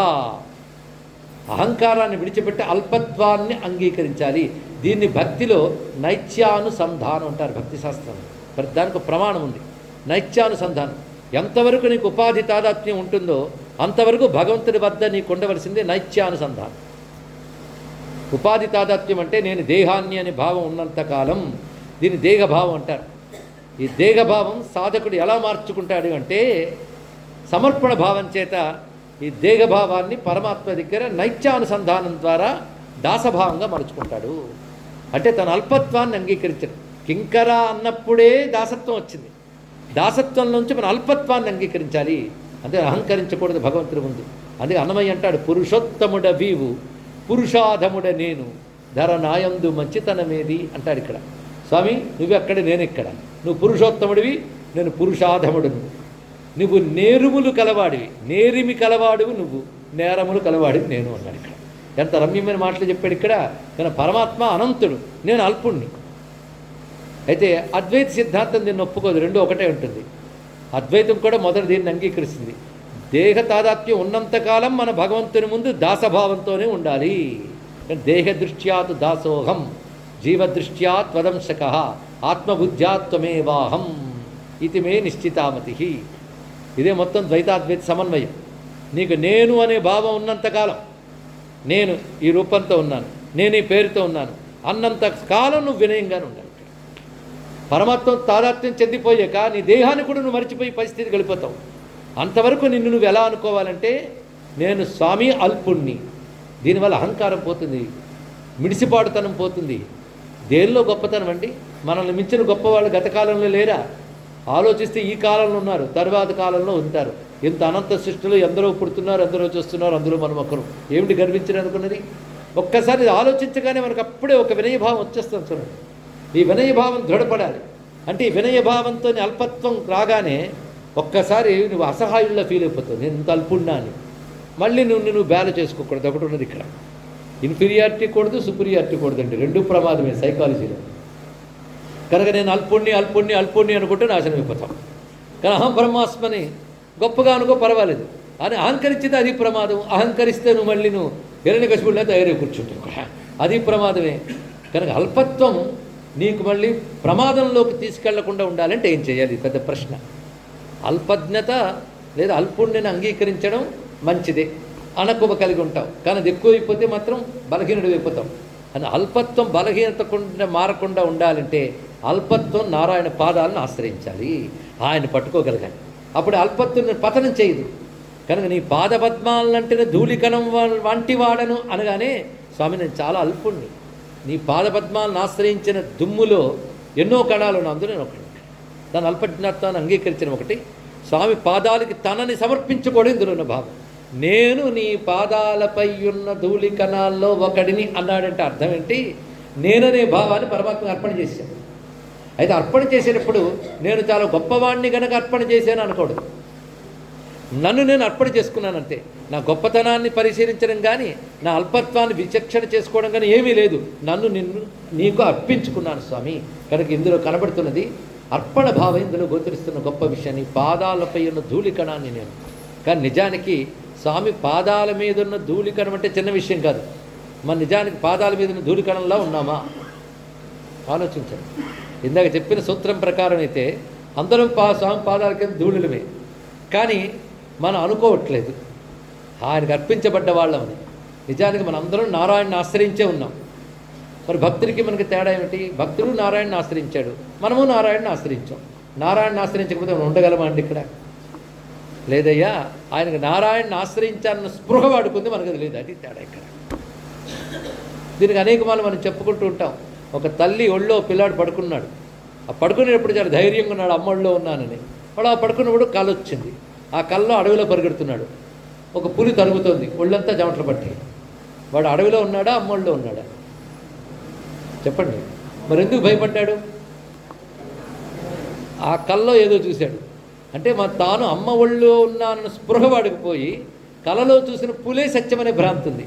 అలా మనం భగవంతుడితో ఉంటూ కూడా సంసారం అనే స్వప్నమే సత్యం అనుకుని ఉంటున్నాం. దానివల్ల భగవంతుడు ఒళ్ళో ఉన్నామని తెలుసుకోలేకపోతున్నాం ఇక్కడ. కానీ ఆ పాదాలను ఆశ్రయించున్నామని స్పృహ కలగాలి. కానీ అల్పజ్ఞత ఆయన పాదాలను ఆశ్రయించమని స్పృహగా కలిగి ఉండాలి. అదే ఇక్కడ స్వామి పాదాలను అంటిపెట్టుకునే లక్షణం చూపిస్తున్నాడు. కానీ గొప్ప స్థానం ఏంటో తెలుసా? ఆయన పాదపద్మాలకి ధూళికణంగా ఉండడం. ఒక మహారాజ్యంలో సింహాసనం మీద కూర్చోవడం కంటే స్వామి పాదపద్మాల క్రింద ధూళికణంగా ఉండడం గొప్పది. ఆ మాటకు వస్తే స్వామి పాదపద్మాల కింద ధూళికణం కాదుట, భక్తుల పాదాలకు ధూళిగా ఉన్న గొప్ప భాగ్యం తెలుసా? నిజంగా భక్తి మహిమ తెలిస్తే భక్తుల పాదాల కింద ధూళిగా ఉంటే సరిపోతుంది. మనకు తెలిసి ఏదో ఒక రాజ్యానికి ప్రభువై ఒక రాష్ట్రానికి నాయకుడైతే వాడి చుట్టూ చప్పట్లు కొట్టి తిరుగుతూ ఉంటాం మనం. కానీ చతుర్దశ భువనాలకి నాయకుడు ఒక ఆయన ఉన్నాడు. ఆయన పేరు బ్రహ్మదేవుడు. చతుర్దశ భువనాలకి అధిపతి ఆయన. అలాంటి ఆయన ఈ కృష్ణుని పరీక్ష పెట్టాలని ఒక చిన్న తలపు పుట్టింది. దానికి ఏం చేశాడు? కృష్ణుడితో ఉన్నటువంటి బాలకుల్ని లేగల్ని దాచిపెట్టేశాడు. కృష్ణుడు చిరునవ్వు నవ్వుకున్నాడు. ఇంత పని చేస్తావా బ్రహ్మ? ఇలా రా అనలేదు. ఆయనంతటా ఆయన అన్ని లేగలుగా మారాడు, అందరూ గొప్ప బాలకులుగా మారాడు. ఇలా సంవత్సర కాలం అయింది. బ్రహ్మదేవుడు ఆశ్చర్యపోయాడు. నేను ఎక్కడ దాచానో అలాగే వాళ్ళందరూ ఉన్నారు, అన్ని రూపాలు కృష్ణుడు ధరించాడు, ఇదేమిట్రా బాబు అని ఆశ్చర్యపోయాడు. అంటే కృష్ణుడిని సందేహించాడు. ఇప్పుడు తనకే సందేహం కలిగేట్లు చేసింది కృష్ణుడు. అందుకే తాను మోహపడకుండా జగత్తుల్ని మోహింపజేసే కృష్ణ పరమాత్మనే మోహింపజేస్తామనుకున్న బ్రహ్మదేవుడు విష్ణుమాయలో మోహింపబడ్డాడు అంటారు పోతన గారు. ఆ తర్వాత తను ఆశ్చర్యపోయి కృష్ణతత్వం తెలుసుకుని ఆయన పాదాల మీద పడి అంటాడు ఒక మాట, ఎలా బ్రహ్మపదంబు వేదములకు వీక్షింపగా రాని నిన్నీ లోకమ్మున ఈ వనాంతరములు ఈ మందలో కృష్ణాయంచాలాపాది సమస్త భావములు నీయందే సమర్పించు ఈ వ్రేలందు ఒక్కని పదరేణువులపై వేష్టించిన చాలదే అన్నాడు. అంటే స్వామి నాకెందుకయ్యా ఈ బ్రహ్మ పదవి ఇచ్చావు అన్నాడు. బ్రహ్మ పదవి ఇస్తే దానికి తగ్గ అహంకారం వస్తుంది. ఒక స్థానంలో ఉంటే దానికి తగ్గ అహంకారం వచ్చేస్తుంది.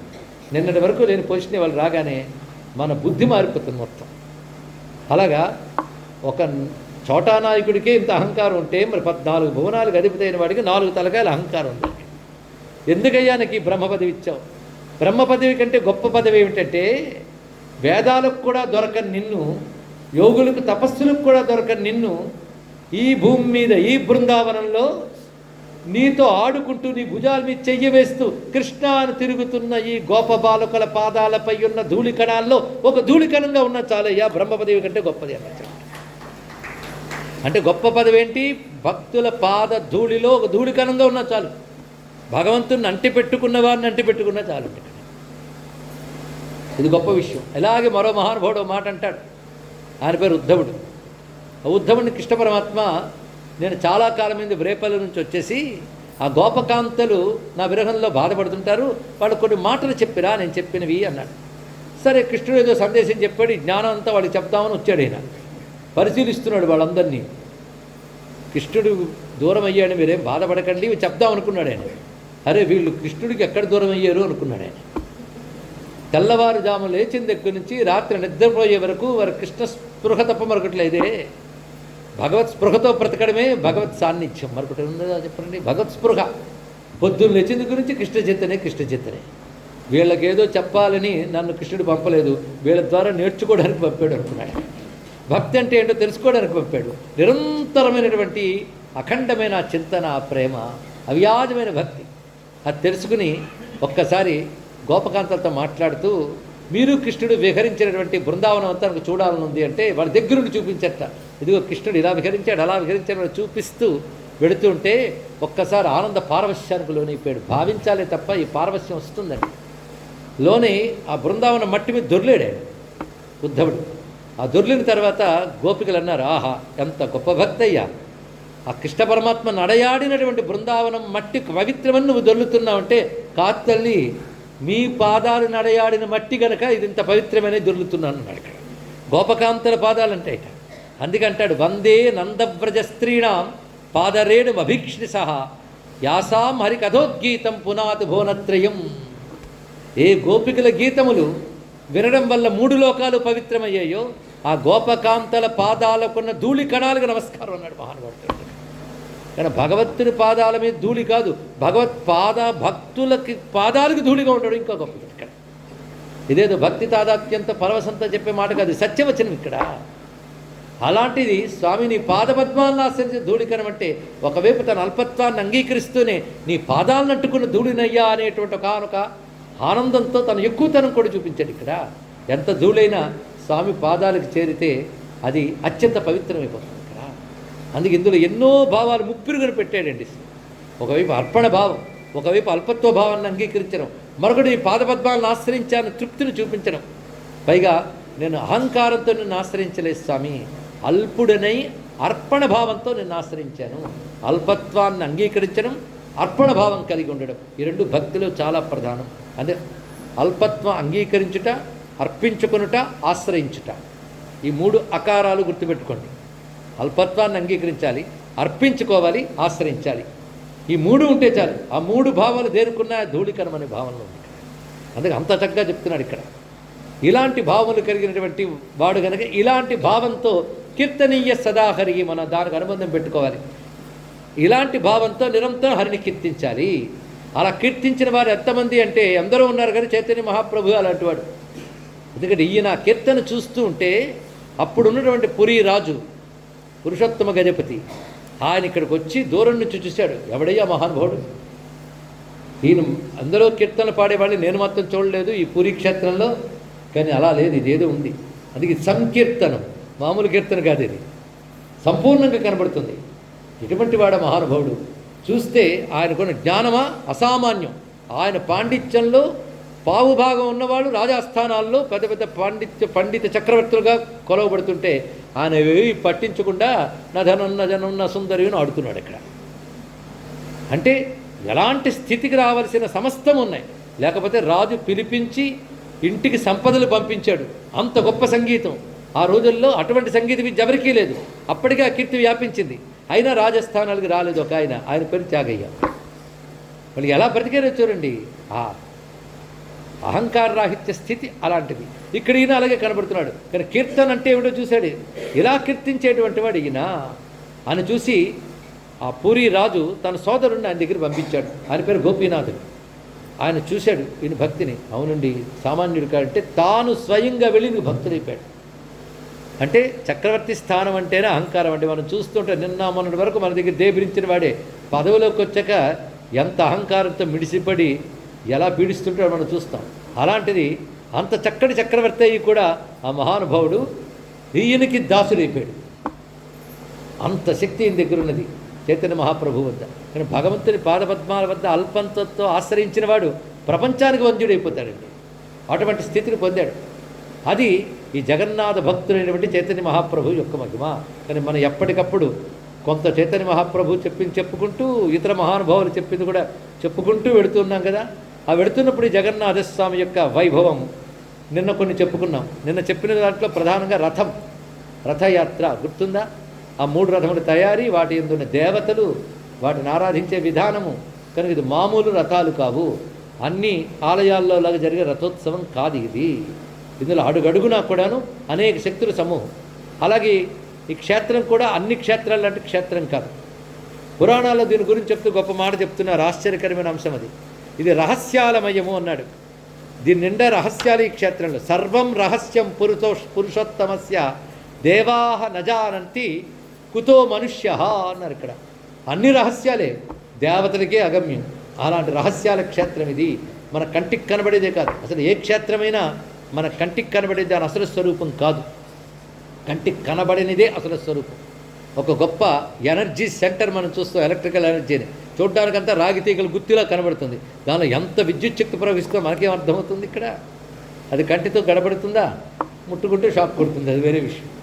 ఈ క్షేత్రం కూడా సూక్ష్మ శక్తులతో దాగి ఉంటుంది అని చెప్తారు. ఇందులో అనేక రకాల అద్భుతాల్లో ఒక అద్భుతం చెప్పుకోవాలి. ఎందుకంటే ఒకవైపు శిక్షాష్టకం పూర్తి చేయాలి, మరొక వైపు పురికి సంబంధించి ఈ బుద్ధికి తెలిసినవి కొన్నైనా ఇక్కడ పంచుకోవాలి, మొత్తం కాకపోయినా. దీనితోనే మనం ఏ రోజుకు ఆ రోజు అటు వీటిని చెప్తూనే వీటి నుంచి దూరం కాకుండా వాటిని అందుకుని వెళుతున్నాం. భక్తి యొక్క పరాకాష్ఠ దశని మనం తెలుసుకునే ప్రయత్నం శిక్షాష్టకంలో జరుగుతోంది. ఆ నిష్కపట భక్తి ఎంత గొప్పదని విలువ తెలుసుకోవాలి. ఒకటండి, అంత భక్తి అయినా ఉండాలండి. లేదా అంత భక్తి ఉన్న వాళ్ళని చూసి వాళ్ళపైన భక్తి కలిగి ఉండాలి. ఉద్ధవుడు చూడండి, గోపికల పాదధూళికి నమస్కారం చేశాడు. తాను గోపికలంత భక్తుని కాలేకపోయినా కనీసం ఆ సంస్కారమైన ఉండాలి. ఆహా, వారు ఎంత గొప్పవారో అని వాళ్ళని తలుచుకుని కన్నీళ్ళు కార్చగలగాలండి ఇక్కడ. అదైనా మనకు భక్తి ఉన్నట్టు. అందుకే ఈ మహాత్ములు చెప్తున్న ఉత్తమ భక్తి ఎంత విశేషమైనదో పరిశీలించండి ఇక్కడ. సాధారణంగా కొంతమంది అంటూ ఉంటారు వేదాంత జ్ఞానం అర్థం అవడం కష్టమని. కానీ నా అనుభవం నేను గమనిస్తున్నాను, భక్తి కూడా ఎవరికి అర్థం కాదు. మరి ఏమర్థమవుతుందంటే ఏదో కథలు పిట్ట కథలు ఇత్యాదులు చెప్తే, అలాగే దీపం కుడివైపు పెడితే ఎంత మహిమ, ఎడంవైపు పెడితే ఎంత మహిమ, బొట్టు నిలువుగా పెడితే అలా ఉంటుంది, గుండ్రంగా చూడితే అలా ఉంటుంది. అప్పుడు మీరు పుస్తకాలు తీసుకుని నోట్స్ కూడా రాసుకుంటారు. సాధారణంగా వీటిపై ఉన్న ఆసక్తి ఈ శుద్ధ భక్తి గురించి జ్ఞానం గురించి చెప్తే ఉండదండి. కానీ ముక్తి అనేది ఆ రెండిటికే లభిస్తుంది, కానీ దేనికి లభించదు ఏం చూడండి. కానీ మనం భక్తులం కావాలంటే ఇది ప్రాసెస్. అంతేకాదు భక్తి పెరగడానికి భగవంతుని గురించి వింటూ ఉండాలి, ఆయన గురించి అంటూ ఉండాలి, అనుకుంటూ ఉండాలి. నేను 3 మాటలు చెప్పాను: వింటూ, అంటూ, అనుకుంటూ. వింటే శ్రవణం, అంటే కీర్తనం, అనుకుంటే మననం. 3 చేస్తే చాలు ఇక్కడ. అందుకే భగవంతుని గురించి ఎందుకు తెలుసుకోవాలంటే మాటికి అనుకోవడానికే తెలుసుకోవాలి, తెలుసుకుని మర్చిపోవడానికి కాదు. మళ్ళీ చెప్పండి అంటే రాసుకున్నాను పుస్తకం రిఫర్ చేస్తానని కాకుండా మననంలోకి వెళ్ళగలగాలి కదా. కనుక మనం పురీక్షేత్రం నుంచి వెళ్ళేటప్పుడు శిక్షాష్టకంలో చెప్పిన భక్తుల కోర్సు ఎంత తెలుసుకుంటామో జగన్నాథుని గురించి కూడా అంత తెలుసుకోవడం అంత మనకి శ్రేయోదాయకమైన ఉద్దేశంతో చెప్తున్నాం. ఇక్కడ జరిగే అద్భుతాల్లో జగన్నాథ ప్రతిమ గురించి మనం చెప్పుకున్నది ఎలా తయారు చేయబడినది, దాని విశేషం ఏమిటి, దారుబ్రహ్మ అని ఎందుకు అంటారు. అయితే మొట్టమొదట ఏ దారుబ్రహ్మ ఏర్పడిందో విశ్వకర్మ వల్ల. ఒకే దుంగ 3 రూపములతో విశ్వకర్మ చేత మరచబడి ఆ 3 మరొకటి కలిపితే 4గా ఉన్న ఒకే మూర్తి. ఈ 4 చతుర్వేదములకు ప్రతీక. అది కేవలం ఒక కవిత్వంలాగా 4 వేదాలు 4 మూర్తులు ఉన్నాయని చెప్పడం కాకుండా ఒక్కొక్క మూర్తియో ఆ వేద లక్షణాలు ఎలా ఉన్నాయో కూడా మనం చెప్పుకున్నాం, గుర్తుండే ఉంటుంది మీకు. అంతేకాదు ప్రణవం 4 రూపాలుగా ఉంటుంది. అకార ఉకార మకార తురీయములని ఆ 4 ఈ 4 స్వరూపాలు అన్నాడు. ఒకే ప్రణవం 4 అయినట్టు ఒకే దారు బ్రహ్మం 4 విగ్రహాలుగా మనకు కనబడుతున్నది. కనుక హిందూ ధర్మంలో ప్రధానం ఓంకారం. ఓంకారం యొక్క అకార ఉకార మకార తురీయములు ఈ 4 కలిసి బలభద్ర సుభద్ర జగన్నాథ సుదర్శన దేవతలుగా మనకు కనబడుతున్నాయి. అది ఒక రహస్యం. ఈ 4 గురించి ఎన్నెన్నో మనం చెప్పుకున్న జగన్నాథ అనే మాటలోనే ఒక్కొక్క అక్షరం ఒక్కొక్క మూర్తికి సంకేతము. ఇలాంటి మూర్తులు ఆనాడు బ్రహ్మదేవుడు ఏ దారువుని సృజించాడో ఆ దారువే ఇప్పటిదాకా లేదు. ఇది కూడా గమనించుకోవాల్సింది. ఏ ఆలయంలో లేని ప్రత్యేకత ఇక్కడుంది. ఒక ఆలయంలో ఒక మూల విరాట్ ఉన్నాడంటే యుగాలు మారినా అదే మూల విరాట్. విగ్రహం ఉందంటే మన ప్రతిష్ఠ చేసినప్పటికీ కూడా అదే విగ్రహం. ఎప్పుడైనా భంగమో మొదలైన జరిగితే పరివర్తన చేయడం వేరేమో కానీ లేకపోతే అదే ఉంటుంది, అవునా లేదా? కానీ ఇక్కడ విశేషం ఏంటంటే విగ్రహాలు మారతాయి. అందుకే ఇలాంటి క్షేత్రం మరొకటి లేదు అనడానికి మరొక ఇదొక ప్రత్యేకత. ఇలాంటి రథయాత్ర ఎక్కడ ఉండదు, ఇలాంటి క్షేత్రం మరొక చోట దొరకదు. ఇక్కడ ప్రతి 12 ఏళ్లకి లేదా 19 ఏళ్లకి ఒకసారి విగ్రహాలు పరివర్తన చేస్తారు, మార్చుతారు. అది ఎప్పుడంటే అధిక ఆషాఢం వచ్చినప్పుడు. ఈ అధిక ఆషాఢం వస్తే 12 ఏళ్లకి లేదా 19 ఏళ్ళకి వస్తూ ఉంటుంది. అప్పుడు విగ్రహాలను మార్చడం అనేది కనబడుతుంది. ఈ విగ్రహాలకు వాడబడినటువంటి కర్ర దొంగ వేప చెట్టుతో కూడింది. వేప చెట్టు కర్ర దొంగ నింబం, ఆ వేప వృక్షమే ఇక్కడ వాడబడుతుంటుంది. అయితే ఆ మార్చడానికి కూడా ఒక పద్ధతి ఉందండి. ఈ పద్ధతి చూస్తే ఆశ్చర్యపోతాం. మనం ముందే చెప్పుకున్నాం, ఇక్కడున్న శాస్త్రం వేరు. మిగిలిన చోట్ల శైవాగమాలు వైష్ణవాగమాలు ఆయా క్షేత్రాలకు నిర్దేశింపబడతాయి. ఒకచోట వైఖానసాగమం, ఒకచోట పాంచరాత్రాగమం, శైవాలయాల్లో ఒకచోట కారణాగమం, ఒకచోట కామికాగమం, ఇలాంటి ఆగమాలు ఉంటాయి. ఇక్కడ ఏ ఆగమాలు వర్తించవు. ఇక్కడ ప్రత్యేకమైన ఆగమ పద్ధతి. శైవ క్షేత్రాల్లో చిదంబరానికంటూ ప్రత్యేకమైన ఆగమం ఉంది, చిదంబరాగమం. అక్కడ ఇతర శైవాగమాలు వర్తించవు. అలాగే వైష్ణవాలయాల్లో ఈ ఆలయానుకున్న ఆగమాలు మిగిలిన ఆగమాలు వంటివి కావు. అందుకే ఈ ఆగమాల్లో చెప్పబడ్డ ప్రకారం స్వామి విగ్రహాల కింద ఎలాంటి యంత్రాలు ఉంటాయి, ఎలాంటి శక్తులు ఉంటాయో కూడా మనం చెప్పుకోవడం జరిగింది. ఇప్పుడు ఈ విగ్రహాలు మార్చడానికి నవకళేబరోత్సవం అంటారు. ఇక్కడ కళేబరం అంటేనే దేహం, నూతన కళేబరము మార్చుతారు. ఈ కళేబరం అనే మాట వల్లనేమో చందన చర్చిత నీల కళేబర పీత వసన వనమాలి కేళి చనన్మణి కుండల ముండిత గండయుగస్మిత పాలి అంటూ మహానుభావుడు జయదేవులు వారు ఈ పురి క్షేత్రంలోనే గీత గోవిందం రచించారు. ఆ రచించినప్పుడు ఆయన చెప్పినటువంటి దాంట్లో చందన చర్చిత నీల కళేబర అన్నాడు. ఇక్కడ ఆ కళేబర శబ్దం నిజానికి దేహానికి కళేబరం అంటారు, కానీ కళేబర శబ్దం వాడడానికి మాత్రం ఇక్కడ నవకళేబరోత్సవం అనేటువంటి ప్రత్యేకమైన శబ్దం ఉండడం వల్ల ఆయన పదం వాడుంటాడు అని అనిపిస్తుంటుంది. ఈ నవకళేబరోత్సవం చాలా విశేషమైనటువంటిది. ఈ జరిగే పద్ధతి ఎలా ఉంటుందంటే, ఇది ఆ అధిక ఆషాఢం ఏ సంవత్సరం వస్తుందో ఆ ఆషాఢానికి ముందు వచ్చే చైత్రశుద్ధ దశమి నాడు దీనికి తగ్గ తతంగం ప్రారంభిస్తారు. ఈ పద్ధతి అంతా కూడాను సంస్కృతంలో తాళపత్ర గ్రంథాల్లో వ్రాయబడి ఈ పురి మందిరంలో భద్రపడిచి ఉంటాయి. దానికి సంబంధించిన మహాపండితులు ఉంటారండి. మనం అనుకుంటాం సాధారణంగా వెళ్ళగానే మీద పడే పండాలు మాత్రమే ఇక్కడ ఉంటారండి, కానీ మహాపండితులు ఉన్నారు ఇక్కడ. పైగా నిరపేక్షంగా అపరిగ్రహ వృత్తులు ఉన్న మహాత్ములు ఉంటారు. వాళ్ళకి ఆ శాస్త్రాలు తెలుసు. ప్రతి వాళ్ళు ఇక్కడ కనబడే వాళ్ళు క్షేత్రం గురించి చెప్పే కబుర్లు కావు. మనం చాలా ఆలయాలకు వెళ్ళినప్పుడు అక్కడ పూజారులు అక్కడ వాళ్ళకి తెలిసింది చెప్పేస్తూ ఉంటారు, కానీ శాస్త్రాలు చదివిన వాళ్ళు మాత్రం ఇది సరైనది కాదని వాళ్ళకి తెలుస్తుంది. కానీ వాళ్ళతో వాదించరు, వాళ్ళు చెప్పదలుచుకొని చెప్పేయండి అంటారు. మన ఉదాహరణకి కాశీకి వెళ్ళాం అనుకోండి, అవిముక్తేశ్వరుడు ఉంటాడు అక్కడ. ఈ అవిముక్తేశ్వరుడు విశ్వనాథుడు గురువు గారు అని చెప్తారు. వాడు విశ్వనాథ్ గురువు ఏంటి, ఆయన శివుడు ఈయన శివుడే, కానీ వాళ్ళు అలా చెప్తూ ఉంటారు. అది చూసి మన పుస్తకాలు మీరు ఆశించకూడదు విశ్వనాథ్ గురువు గారని. దానికి మళ్ళీ శాస్త్రం రిఫర్ చేయాలి ఇక్కడ. కనుక దానిలో పండితులు కావాలి. అలాంటి పండితులు ఇక్కడ ఉన్నారు, వాళ్ళకి ఆ సంస్కృత భాష బాగా తెలుసు. వాళ్ళు ఈ విగ్రహ సేకరణకి కావలసిన వృక్షములు ఎలా సేకరించాలో పద్ధతి ఉంది శాస్త్రంలో. ఆ శాస్త్ర ప్రకారం చూపిస్తారు. పైగా ఆ చెట్లు ఎలా ఉండాలో శాస్త్రం చెప్తాను చూడండి. ఆ చెట్లను పోల్చుకోవడమే కష్టం, దానికి ఒక పద్ధతి ఉంది. ఆ చెట్లకు ఉన్న లక్షణాలు ఎలా ఉండాలో చెప్తారు. జగన్నాథుడికి ముదురు రంగులో ఉన్న వేప చెట్టు ఉండాలి. బలభద్ర సుభద్రా దేవతలకు లేత రంగులో ఉండేవి ఉండాలి. జగన్నాథుడికి వాడేటువంటి వృక్షానికి కొమ్మలు ఎన్నున్నా ప్రధానమైన కొమ్మలు 4 ఉండాలి. 4 ప్రధానమైన కొమ్మలు ఉండాలి. అవి చతుర్భుజాలకి, విష్ణువు యొక్క చతుర్భుజాలకి ప్రతీక. అలాగే విష్ణు వ్యూహాలైనటువంటి సంకర్షణ, వాసుదేవ, ప్రద్యుమ్న, అనిరుద్ధ అనే 4 వ్యూహాలకి ప్రతీక. పైగా వృక్షం మీద శంఖము, పద్మము మొదలైన ముద్రలు ఉంటాయి. ఈ లక్షణాలు ఉండాలి. అలాంటి వృక్షం స్వామి కోసం ఆ రూపం పుట్టి ఉంటుంది ఎక్కడో, అది పోల్చగలగాలి. ఇప్పటికీ అద్భుతాలకి, ఆశ్చర్యాలకి ఈ సనాతన హిందూ దేశంలో కొదవలేదండి. అయితే గుర్తించి పట్టించుకుని నాదులు ఉండాలి. అందుకే దేశం గొప్పతనం, అది పవిత్రత, అది మహర్షుల తపశ్శక్తి చేత దైవశక్తి ఈ దేశంలో ఆకర్షింపబడి ఉన్నది, ఆవిష్కరింపబడి ఉన్నది, ఆవిర్భవిస్తూ ఉన్నది ఇక్కడ. అది దీని యొక్క గొప్పతనం. పైగా వృక్షానికి సమీపంలో ఒక పెద్ద చెరువు ఉండాలి, శ్మశానం ఉండాలి.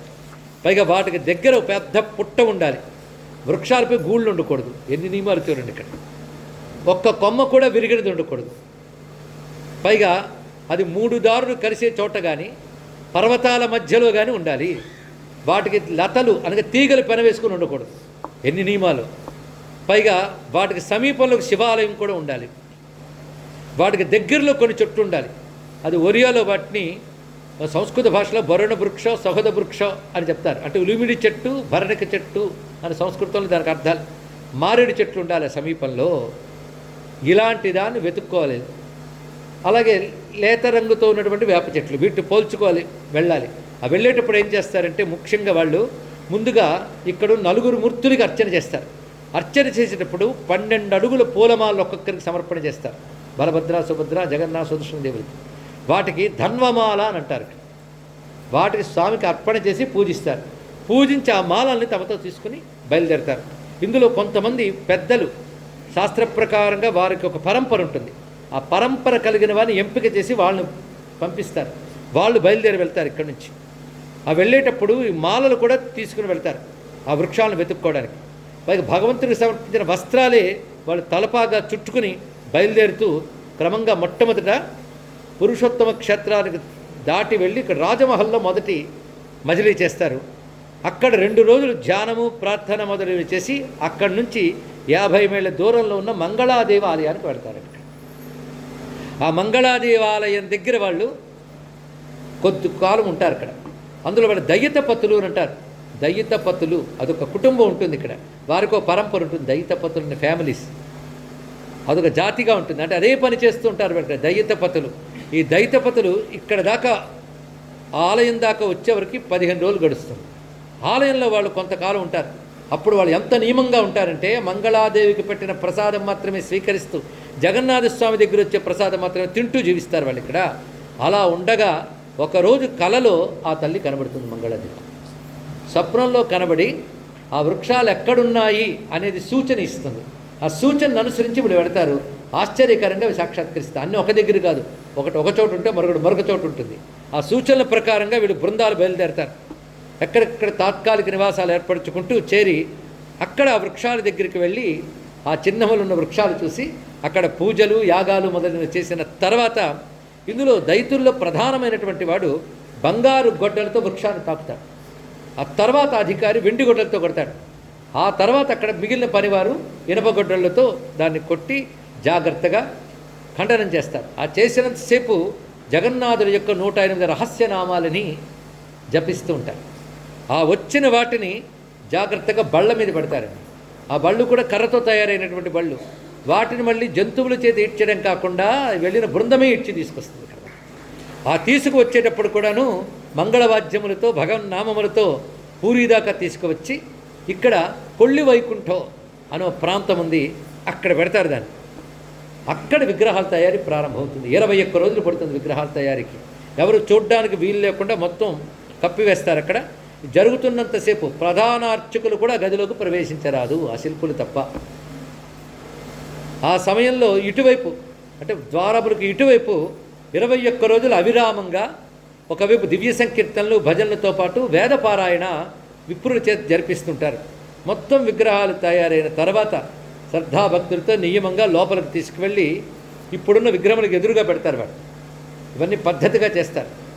ఆ తర్వాత కొంతమంది మాత్రమే మొత్తం ఈ అద్భుత ప్రక్రియ 3 దయ్యతపతులు వారు కళ్ళకి గంతలు కట్టుకుని చేతులకు జగన్నాథుడికి పెట్టిన వస్త్రముల చేతితో చుట్టుకుని పాత విగ్రహం లోపలికి చేయి పెడతారు. వెనక నుండి చెయ్యి పెట్టి ఒకటి వస్తువు దొరుకుతుంది వాళ్ళకి. ఆ వస్తువుని తీసుకుని ఇప్పుడు నూతనముగా తయారు చేసిన వాటి యందు ప్రవేశింపజేస్తారు. దీనికి అంతటికీ ప్రక్రియా శాస్త్రం ఉంది. దీన్ని బ్రహ్మ పదార్థం అని మాట అంటూ ఉంటారు. ఇక్కడ అదేమిటో తెలియదు బ్రహ్మ పదార్థం. అది ఎలా ఉంటుంది అంటే చూసిన వాళ్ళు లేరు, తీసిన వాళ్ళు కూడా చూడలేదు కదా. వాళ్ళకి దర్శనము లేదు, స్పర్శ లేదు. ఎందుకంటే జగన్నాథునికి వేసిన వస్త్రములు పెట్టుకుంటారు కనుక స్పర్శ వాళ్ళకి తెలియదు. తర్వాత వాళ్ళని అడిగినప్పుడు మీకు ఎలా అనిపించిందంటే మాకు తెలియదు, కానీ ఒక కుందేలు మెత్తగా ఉంటుంది, కుందేలు పట్టుకున్నప్పుడు ఇలా ఇలా కదులుతూ ఉంటే ఎలా ఉంటుంది అలా అనిపించేది అని చెప్తారు. అది ఎవరికి తెలియని ఒక రహస్యం. అది ఇక్కడ అది ఆ దివ్య తేజస్ పదార్థం. దాన్ని నూతనమైనటువంటి వాటిలో ప్రవేశింపజేస్తారని. ప్రవేశింపజేసిన తర్వాత వారు అక్కడ కొద్ది కాలం ఉంటారు. ఒక 3 రోజులు ఆ దైత్యపతులు ప్రధానమంత్రిలో ధ్యానంలో గడుపుతారు. ఆ తర్వాత అర్ధరాత్రి పూట ఆ పాత విగ్రహాలను తీసుకుని వెళ్తారు. ఆ తీసుకుని ఎవరు చూడకూడదని చెప్పి అప్పుడు గవర్నమెంట్ కరెంటు కూడా తీసేస్తుంది మొత్తం. వాటిని తీసుకువెళ్ళి వాటి సమాధి చేసే చోటు ఉంటుంది, అక్కడ పెడతారు వాటిని. అది సింహాసనం మీద 3 పెట్టి కప్పివేస్తారు. మళ్ళీ 19 ఏళ్ల వరకు మళ్ళీ తీయరు. చిత్రం ఏంటంటే ఇది ఒకసారి జరిగాక నవకళాభిరోత్సవ కాలంలో వచ్చి వారితో మాట్లాడటం కూడా జరిగింది. వాళ్ళు చెప్పిన విషయం మీద ఆశ్చర్యపోయాం.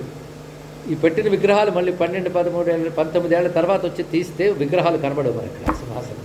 ఇదివరకు బాధ పెట్టింది అంటే ఏమిటో అద్భుతం తెలియవలసింది. ఈ విధంగా అక్కడ ప్రతిష్ఠించిన తర్వాత స్వామికి ఎదురుగా అన్నరాశి వేస్తారు. మొట్టమొదటిగా స్వామి దృష్టి పడగానే అన్నం అంతా పిప్పిలా అవుతుంది కదా. అంటే మన ప్రతిష్టాకాలంలో కూడా మొదటి దృష్టి సోకేటప్పుడు అన్నం వేయడం చూస్తాం, అలాంటిది జరుగుతుంది. ఇలాగా కొన్ని ఏళ్లకోసారి విగ్రహం మార్చడం అనేటువంటిది ఎక్కడా కనబడదు. ఆ బ్రహ్మ పదార్థం ఏంటి ఎవరికి తెలియదు.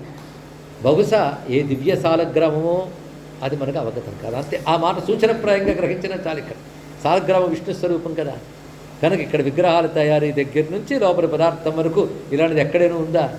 ఇంత అరుదైన ఒకనొక రహస్య ప్రక్రియ మన ఇవాళ వినగలిగాం. మొత్తం ఇది ఆ చైత్రశుద్ధ దశమి నుంచి తిరిగి స్వామిని ఇందులో పెట్టడం వరకు జరిగే ప్రక్రియ 58 రోజుల పాటు జరిగే కార్యక్రమం ఇక్కడ.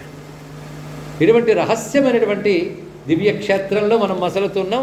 అక్కడ నిరంతరం ఈ విధమైన పద్ధతులతో నిష్కపట భక్తితో తృణాదపి సునీచేన తరోరివ సహిష్ణున అనే భావంతో తవ పాదస్థిత ధూళీ సదృశం విచింతయ అనే భావంతో సంచరించిన వాడు చైతన్య మహాప్రభు.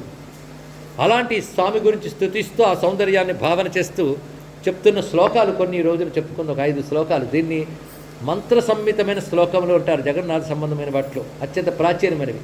సాధారణంగా జగన్నాథాష్టకమే చాలామందికి దొరుకుతూ ఉంటుంది. ఇంకా బోల్డంత స్తోత్ర వాంగ్మయం ఉంది. మనం చెప్పుకున్న స్కాంద పురాణాంతర్గతమైన పురుషోత్తమ క్షేత్ర మాహాత్మ్యం, దాని ఆధారంగా మనం అనేక అంశములు ఇక్కడ ప్రస్తావన చేయడం జరిగింది. ఇలాంటి కొన్ని అద్భుతమైన రచనలు ఉన్నాయి స్వామివారికి సంబంధించి. స్వామి స్వరూపాన్ని ఆవిష్కరిస్తున్న మంత్ర సంహితమైన శ్లోకములు జగన్నాథ పంచకం అనే పేరుతో చాలా ప్రసిద్ధిగా ఉంటాయి. రక్తాంభోరుగ దర్పభంజన మహాసౌందర్య నేత్రద్వయం. స్వామిని వర్ణించేటప్పుడు మొట్టమొదటి వర్ణన ఏమిటంటే నేత్రద్వయం, ముందు కళ్ళని వర్ణించారు. జగన్నాథుడు నేత్రదేవుడు అని పేరు ఆయనకి. ఇక్కడ ఒరియాలో చొక్కో అక్కి అంటారండి ఆయన. చొక్కో అంటే చక్రములు, చక్రాలు లాంటి కళ్ళుట ఆయనకి. అంటే వృత్తాకారంగా కళ్ళు ఎందుకున్నాయంటే వృత్తము అనంతత్వానికి సూచి అన్నారు. ఇక్కడ ఇన్ఫినిటీకి సంకేతం వృత్తం, సర్కిల్. కనుక అనంత దర్శన శక్తి అనేది వృత్తాకారంతో ఉన్నాయి. రెప్పలు కూడా ఎందుకుండవో మనం చెప్పుకున్నాం. అనిమేష నిమిషో నిమిషస్రగ్వి వాచస్పత హృదారధీ అని చెప్పినట్లుగా ఆయనకి రెప్పలు కూడా లేని కళ్ళుట. అంటే అదే అనంతత్వానికి సంకేతం. కనురెప్ప వేయడం అనే కాలం కూడా అక్కడ లేదు. అటువంటిది కంటికి రెప్ప కూడా లేకుండా కాపలా కాస్తున్నాడు లోకాన్ని. కొందరు అంటూ ఉంటారు కంటి మీద రెప్పలే వేయకుండా రాత్రంతా గమనించుకుంటున్నాడండి అంటే కనిపెట్టుకోవడానికి చెప్పేటప్పుడు ఏమంటారంటే కంటి మీద రెప్ప వేయకుండా కనిపెట్టుకున్నాడేది అంటారు. ఇక్కడ కంటి మీద రెప్ప వేయకుండా కాదు, కంటికి రెప్ప లేకుండానే కనిపెట్టుకుంటున్నాడు జగత్తుని భగవానుడు. ఆ అనంతమైన దయ ఆ కళ్ళ నుంచి ప్రసరిస్తుంది. అది కళ్ళనే ప్రధానంగా వర్ణించారు శ్లోకంలో. రక్తాంభోరుగ దర్పభంజన మహా సౌందర్య నేత్రద్వయం ముక్తాహార విలంబిహేమ ముకుటం రత్నోజ్వలత్కుండలం వర్షామేఘ సమాన నీలవపుషం గ్రైవేయహారాన్వితం. ముందు ఆ కళ్ళు వర్ణించిన తర్వాత ఏం చెప్పారంటే రమ్యమైన స్వర్ణ మకుటం స్వామివారికి పెడుతున్నారు. స్వామివారికి బంగారం చాలా ఉందండి. ఈ స్వామివారికి ఉన్నటువంటి ఆస్తి పాస్తి గురించి తెలుసుకుంటే మనం ఆశ్చర్యపోతాం, అంత ఉంది స్వామివారికి ఇక్కడ. ఆయనకి రథయాత్ర అయిన తర్వాత అలంకారం చేస్తారండి, సునాభేషం అంటారు దాన్ని. ఇక్కడ ఆ బంగారపు అలంకారం అత్యద్భుతం. ఆ అలంకారం చేసినప్పుడు సుమారు 250 కిలోల బంగారం పెడతారు స్వామి. అంత సంపద ఆయన దగ్గర ఉన్నది ఇక్కడ. దానికి తోడు ప్రత్యేకించి ఆ సమయంలో బాహుదా రథయాత్ర అంటారు. ఆ సునాభేషం చాలా ఆశ్చర్యకరంగా ఉంటుంది. అటు తర్వాత అధరపానం అని పనిచేస్తారు స్వామివారికి.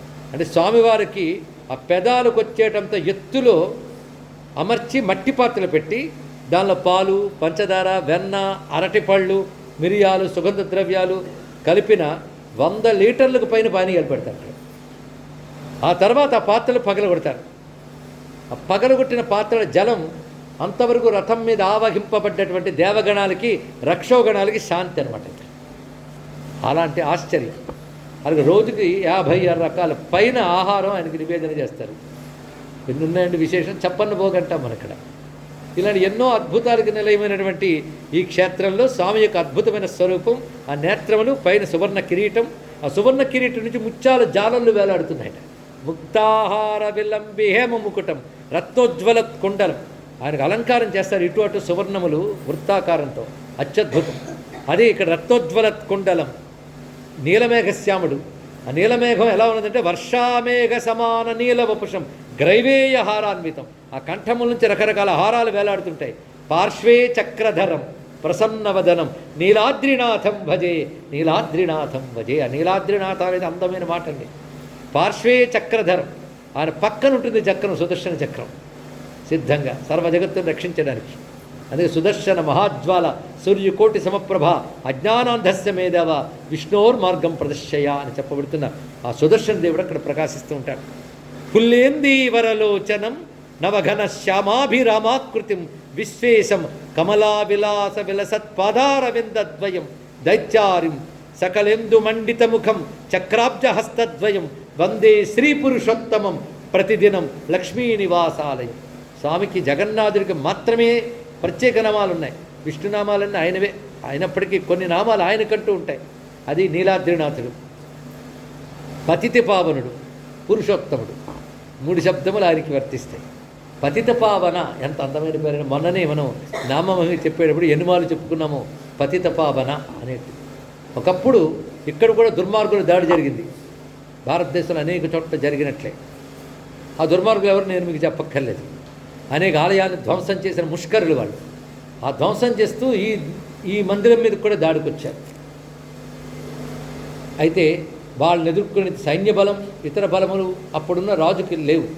అయితే వాడు ఏం చేశారంటే ఆ దాడి చేసిన వాళ్ళు మా ఇంటి అమ్మాయిని వివాహం చేసుకుని మతం మారితే ఆలయం మీద దాడి చేయం, లేకపోతే ఆలయాన్ని దాడి చేసి దోచుకుంటా ఉన్నారు.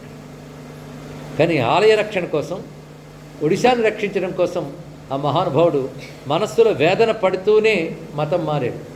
కానీ జగన్నాథుని మీద భక్తి మాత్రం వదులుకోలేకపోయాడు. కానీ నియమాలు ఆలయానికి. మతం మారడం చేత ఈయన లోపలికి రానివ్వలేదండి. భోరు నేర్చాడు స్వామి గుమ్మం ముందు.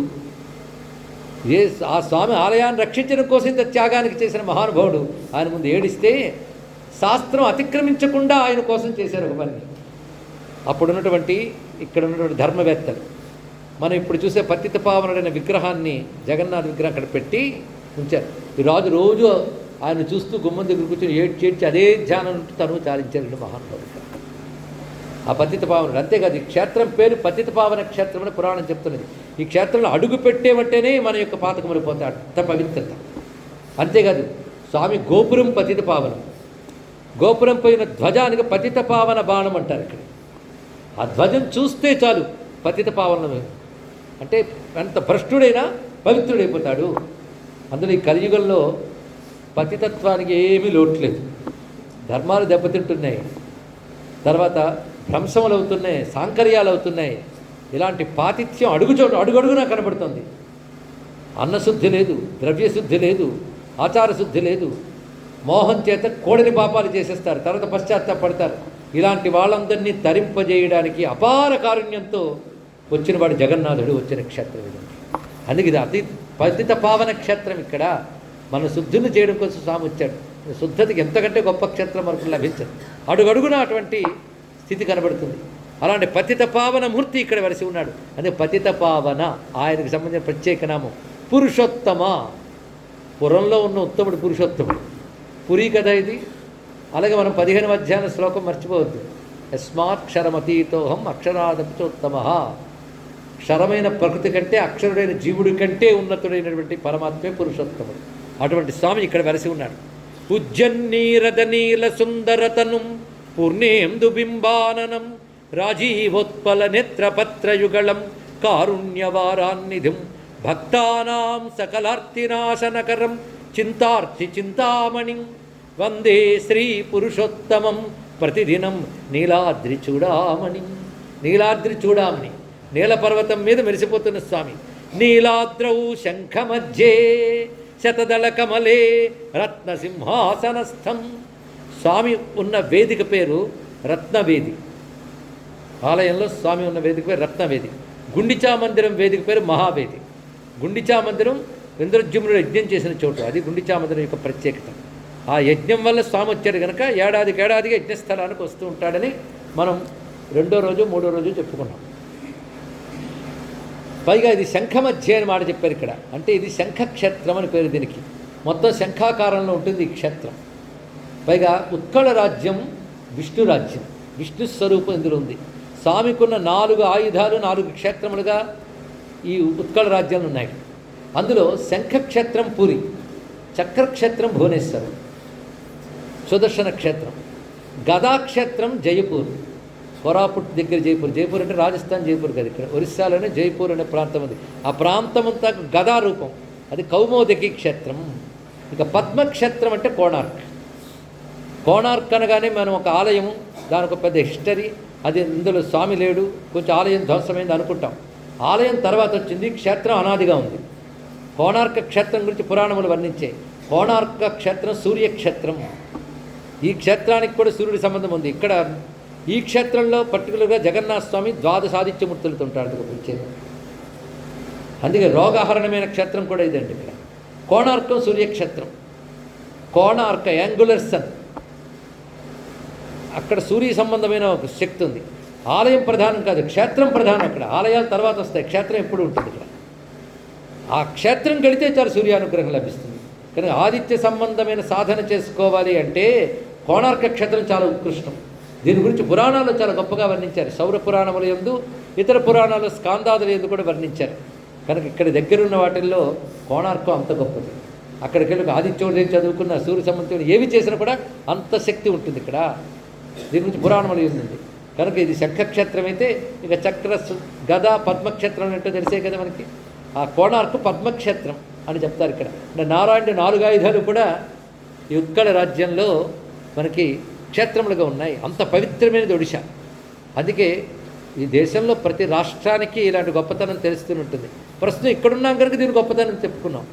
కనుక ప్రతి రాష్ట్రము గొప్పతనం ఉందంటే, గొప్పతనం ఉన్న అన్ని రాష్ట్రాలు కలిసిన భారతదేశం ఎంత గొప్పది ఉంటుంది. ప్రతి రాష్ట్రానికి ఒక గొప్పతనం. అక్కడ మహాత్ముల తపస్సు వల్ల దైవశక్తి అక్కడ కేంద్రీకృతమవుతుంది. అది దాని యొక్క రహస్యం. మొత్తారుగా ఉండే భవ్యక్షేత్రం కనుక నీలాద్రౌ శంఖమధ్యే శతదళ కమలే రత్నసింహాసనస్థం సర్వాలంకారయుక్తం నవఘన రుచిరం సంయుతం చ అగ్రజేన సంయుతం. అంటే సోదరుడితో పాటు ఉన్నాడు అక్కడ. భద్రాయ వామభాగే, భద్ర అంటే సుభద్ర యొక్క సుభద్రని వామభాగముగా కలిగిన వాడు అంటే ఆయనగా సుభద్రకి వామభాగంలో కనబడతాడు స్వామి. రథచరణయుతం, రథచరణం అంటే చక్రంతో ఉన్నవాడిని సుదర్శన చక్రం కూడా ఉంది. అంటే ఈ స్తోత్రం ఎంత పరిపూర్ణమో చూడండి. రథచరణయుతం బ్రహ్మ రుద్ర ఇంద్రవంద్యం, దేవతలందరి చేత నమస్కరింపబడేవాడు. వేదానాం సారం ఈశం, సమస్త వేదములు సారమై జగన్నాథుడు. వేదానాం సారమీశం సుజన పరివృతం బ్రహ్మదారుం స్మరామి. ఎంత రమ్యమైన పదం అండి బ్రహ్మదారు అన్నాడు ఇక్కడ. దారు అంటే కర్ర, చెక్క. బ్రహ్మదారు, బ్రహ్మరూపమైన దారు. అందుకే బ్రహ్మదారు అంటారు, దారు బ్రహ్మ అంటారు, రెండు కనబడుతున్నాయి. బ్రహ్మదారుం స్మరామి. ఇది చాలా అందమైన శ్లోకం నాకు అనిపించింది. 5 మరొక్కసారి చదువుకుంటాను, వింటే మీరు సంతోషిస్తారు. నీలాద్రౌ శంఖమధ్యే శతదళకమలే రత్నసింహాసనస్థం సర్వాలంకారయుక్తం నవఘనరుచిరం సంయుతం చాగ్రజేన భద్రాయా వామభాగే రథచరణయుతం బ్రహ్మరుద్రేంద్రవంజం వేదానాం సారమీశం సుజన పరివృతం బ్రహ్మదారుం స్మరామి బ్రహ్మదారుం స్మరామి బ్రహ్మదారుం స్మరామి. ఇంకా పక్కన సోదరుడు ఉన్నాడు, ఆయన గురించి చెప్తున్నారు.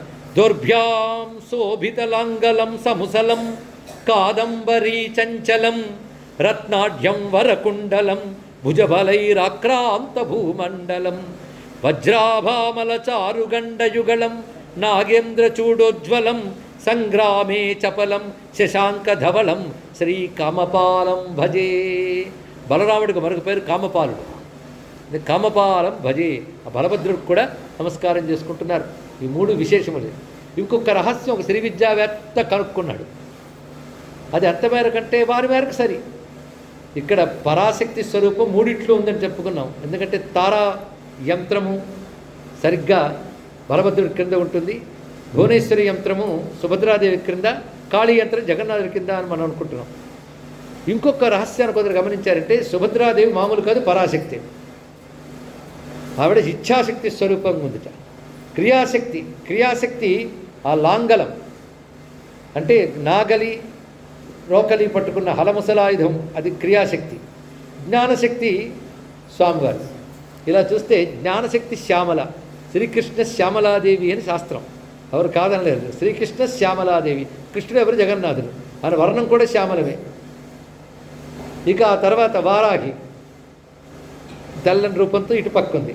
కానీ ఇటు వారాహి అటు శ్యామల ఉంటే మధ్యలో ఉన్నవాడు ఎవరు అంటే భజే శ్రీచక్ర మధ్యస్థాం దక్షిణోత్తర యోస్తద శ్యామావార్తాళి సంసేవ్యాం భవానీ లలితాంబికామని శ్రీ విద్యా స్వరూపంగా కొందరు దర్శించారండి.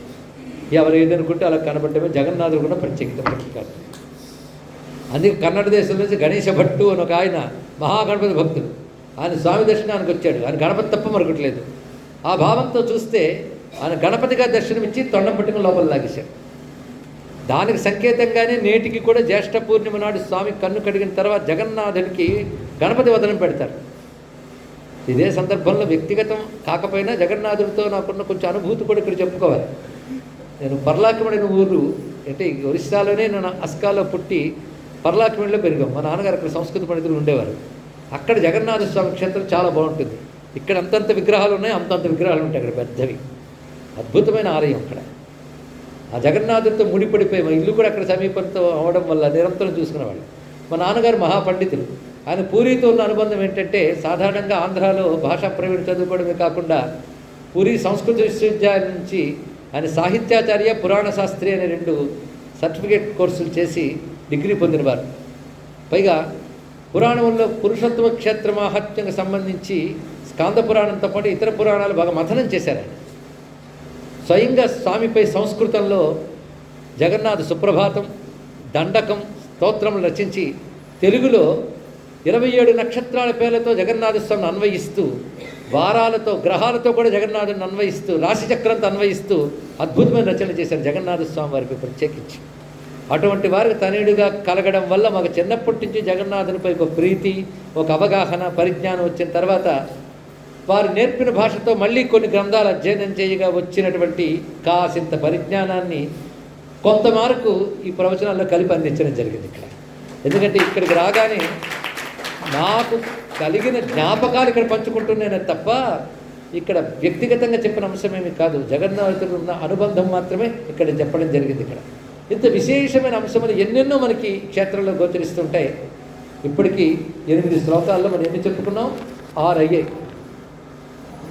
5 అయినందతనూజ కింకరం పతితం మాం విషమే భవాంబుధౌ కృపయా తవ పాద పంకజ స్థిత ధూళీ సదృశం విచింతయ. స్వామి, నువ్వు దయతో నన్ను ఉద్ధరించాలి. నన్ను ఎందుకు ఉద్ధరించాలి అంటే నీ పాదానికి ధూళిలో అంటుకున్నాను కదా, ఇదిగో చూడు నేను ఇక్కడ ఉన్నాను. ఒక్కసారి దయతో నన్ను ఉద్ధరించవయ్యా. దేని నుంచి ఉద్ధరించాలయ్యా? పతితం మాం విషమే భవాంబుధౌ, భయంకరమైన సంసార సముద్రంలో పడి ఉన్నానే, దీని నుంచి నువ్వు నన్ను దయతో ఉద్ధరించు. అసలు నీ పాద ధూళికరంగా ఉన్నాను, దయతో చూడు చాలు నేను ఉద్ధరింపబడతాను. ఇక్కడ కృపయా నన్ను నువ్వు ఎలా భావించాలో తెలుసా? నీ పాద పద్మానికి ధూళి కణంలో ఉన్నాను, నన్ను ఆశ్రయించిన అల్పుణ్ణి స్వామి, నన్ను చూడు అని అత్యంత వినయంతో స్వామిని తనని తాను అర్పించుకుని ఆశ్రయించిన భక్తుడు భక్తి యొక్క స్థితిలో ఇక్కడ నిష్కపట భక్తిని చెప్పడమే కాకుండా కింకరుడు అంటే ధర్మబద్ధమైన జీవనం కలవాడు, సంసారం యొక్క భయానక స్వరూపం తెలిసి మరి దీనిలో ఉన్నవేవి ఆశించకుండా మోక్షకాంక్ష కలిగిన వాడు. మోక్షం అంటే భగవత్ప్రాప్తియే, మరొకటి కాదు. మోక్షం భగవంతుడిచ్చి ఆయన ఎక్కడో కూర్చోడు. మోక్షం అంటే ఆయన పొందడమే మోక్షం, మరొకటి కాదు. దానికి ఉండవలసింది వినయంతో పాదాలను ఆశ్రయించడమే. అందుకే పాదాలను ఆశ్రయించినప్పుడు మన దృష్టి ఎక్కడ ఉంటుందండి? పాదం మీద ఉంటుంది. పాదం మీద దృష్టి పెట్టాలంటే తల వంచాలా లేదా? అవతల వాళ్ళకి పాదాలకు దండం పెట్టాలి అంటే తల వంచాలా లేదా అండి? మన తల అంత ఈజీగా వంచుతామా? తల ఎగరేసుకుని బతకడం అలవాటు అయిపోయింది. తల వంచుట అంటేనే అహంకారాన్ని అర్పించుట, మరొకటి కాదు. అదే పాదాలకు నమస్కరించడం అనే మన సంస్కృతి ఎంత గొప్పదంటే, నా తలంతా నీ పాదాల మీద పెట్టున్నాను. తలంటే ఏంటో కదా, తలపులు. నా తలపులన్నీ నీ పాదాలకు అర్పించానయ్యా స్వామి అనే భావం ఇందులో చెప్పబడుతుంది ఇక్కడ. అలా స్వామి పాదాలను ఆశ్రయించినటువంటి అనన్య భక్తిని ఇక్కడ బోధించారు మహానుభావులు చైతన్య మహాప్రభు. ఇంకా పూర్తి కావడానికి 3 శ్లోకాలు ఉన్నాయి, ఏం పర్వాలేదు. రేపు మనం పూర్తి చేసుకోబోతున్నాం. ఇందాక మనం చెప్పినప్పుడు దైతపతులు ఈ ఆలయంలో ఉండేది ఒక రోజు ఉంటారు. 3 రోజుల ప్రవాహ వేగాలను వచ్చింది కానీ సవరించుకోండి. ఒకరోజు వాళ్ళు మార్పు చేసిన తర్వాత అక్కడ ఉంటూ ఆ తర్వాత రాత్రి వేళ ఆ పాత విగ్రహాన్ని తీసుకువెడతారు. మొత్తానికి రోజు కొంత చొప్పున్న క్షేత్రంలో పురాణాల్లో చెప్పబడ్డటువంటి అంశములు మాత్రం ఇక్కడ ప్రస్తావన చేసుకోవడం జరిగింది. అటువంటి జగన్నాథ యాత్ర రేపు మనం పూర్తి చేసుకోబోతున్నాము.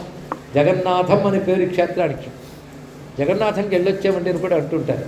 మీరు క్షేత్రానికి స్వామికి భేదం లేదు ఇక్కడ. అటువంటి పవిత్రమైన ధామంలో ఉన్నాం. అదే ధామాన్ని దూరం నుంచి చూస్తేనే ముచ్చిపోయాడు చైతన్య మహాప్రభు. ఇంకా ధామంలో ప్రవేశించిన తర్వాత ఆయన స్థితిని మనం వర్ణించడం. అటువంటి చైతన్య మహాప్రభు అందించినటువంటి గొప్ప శాస్త్రం ఇది. మీరు అనుకుంటారు ఒక 8 శ్లోకాలు చూసుకొని 6 రోజులు చెప్పారండి. దీనికి కృష్ణోద్దీపిని అని సంస్కృతంలో భాష్యం ఉంది. 50 శ్లోకాలకి విస్తారమైన భాష్యం ఉంది ఇక్కడ. ఆ భాష్యంలో ఎన్నెన్నో రహస్యాలు ఉంటాయి. అయితే ఆదిశంకరుల భక్తి సంప్రదాయంలో మనం ఉన్నవాళ్ళం కనుక అటు శంకరులను అన్వయిస్తూ ఇటు నారద భక్తి సూత్రాలు కూడా తీసుకుంటూ భగవద్గీతను కూడా గ్రహిస్తూ ఇతర పురాణ అంశములు గమనించుకుంటూ శిక్షాష్టకాన్ని మన శిక్షణ పొందుతూ ఉన్నాం. రేపటితో ఈ యజ్ఞం మనకు పరిసమాప్తం కాబోతున్నది. అందరికీ ప్రత్యేకంగా అభినందనలు అందిస్తూ జగన్నాథ కృప మన అందరికీ పరిపూర్ణంగా లభించుగా ప్రార్థిస్తూ నా ప్రవచనం మేరకు స్వస్తి.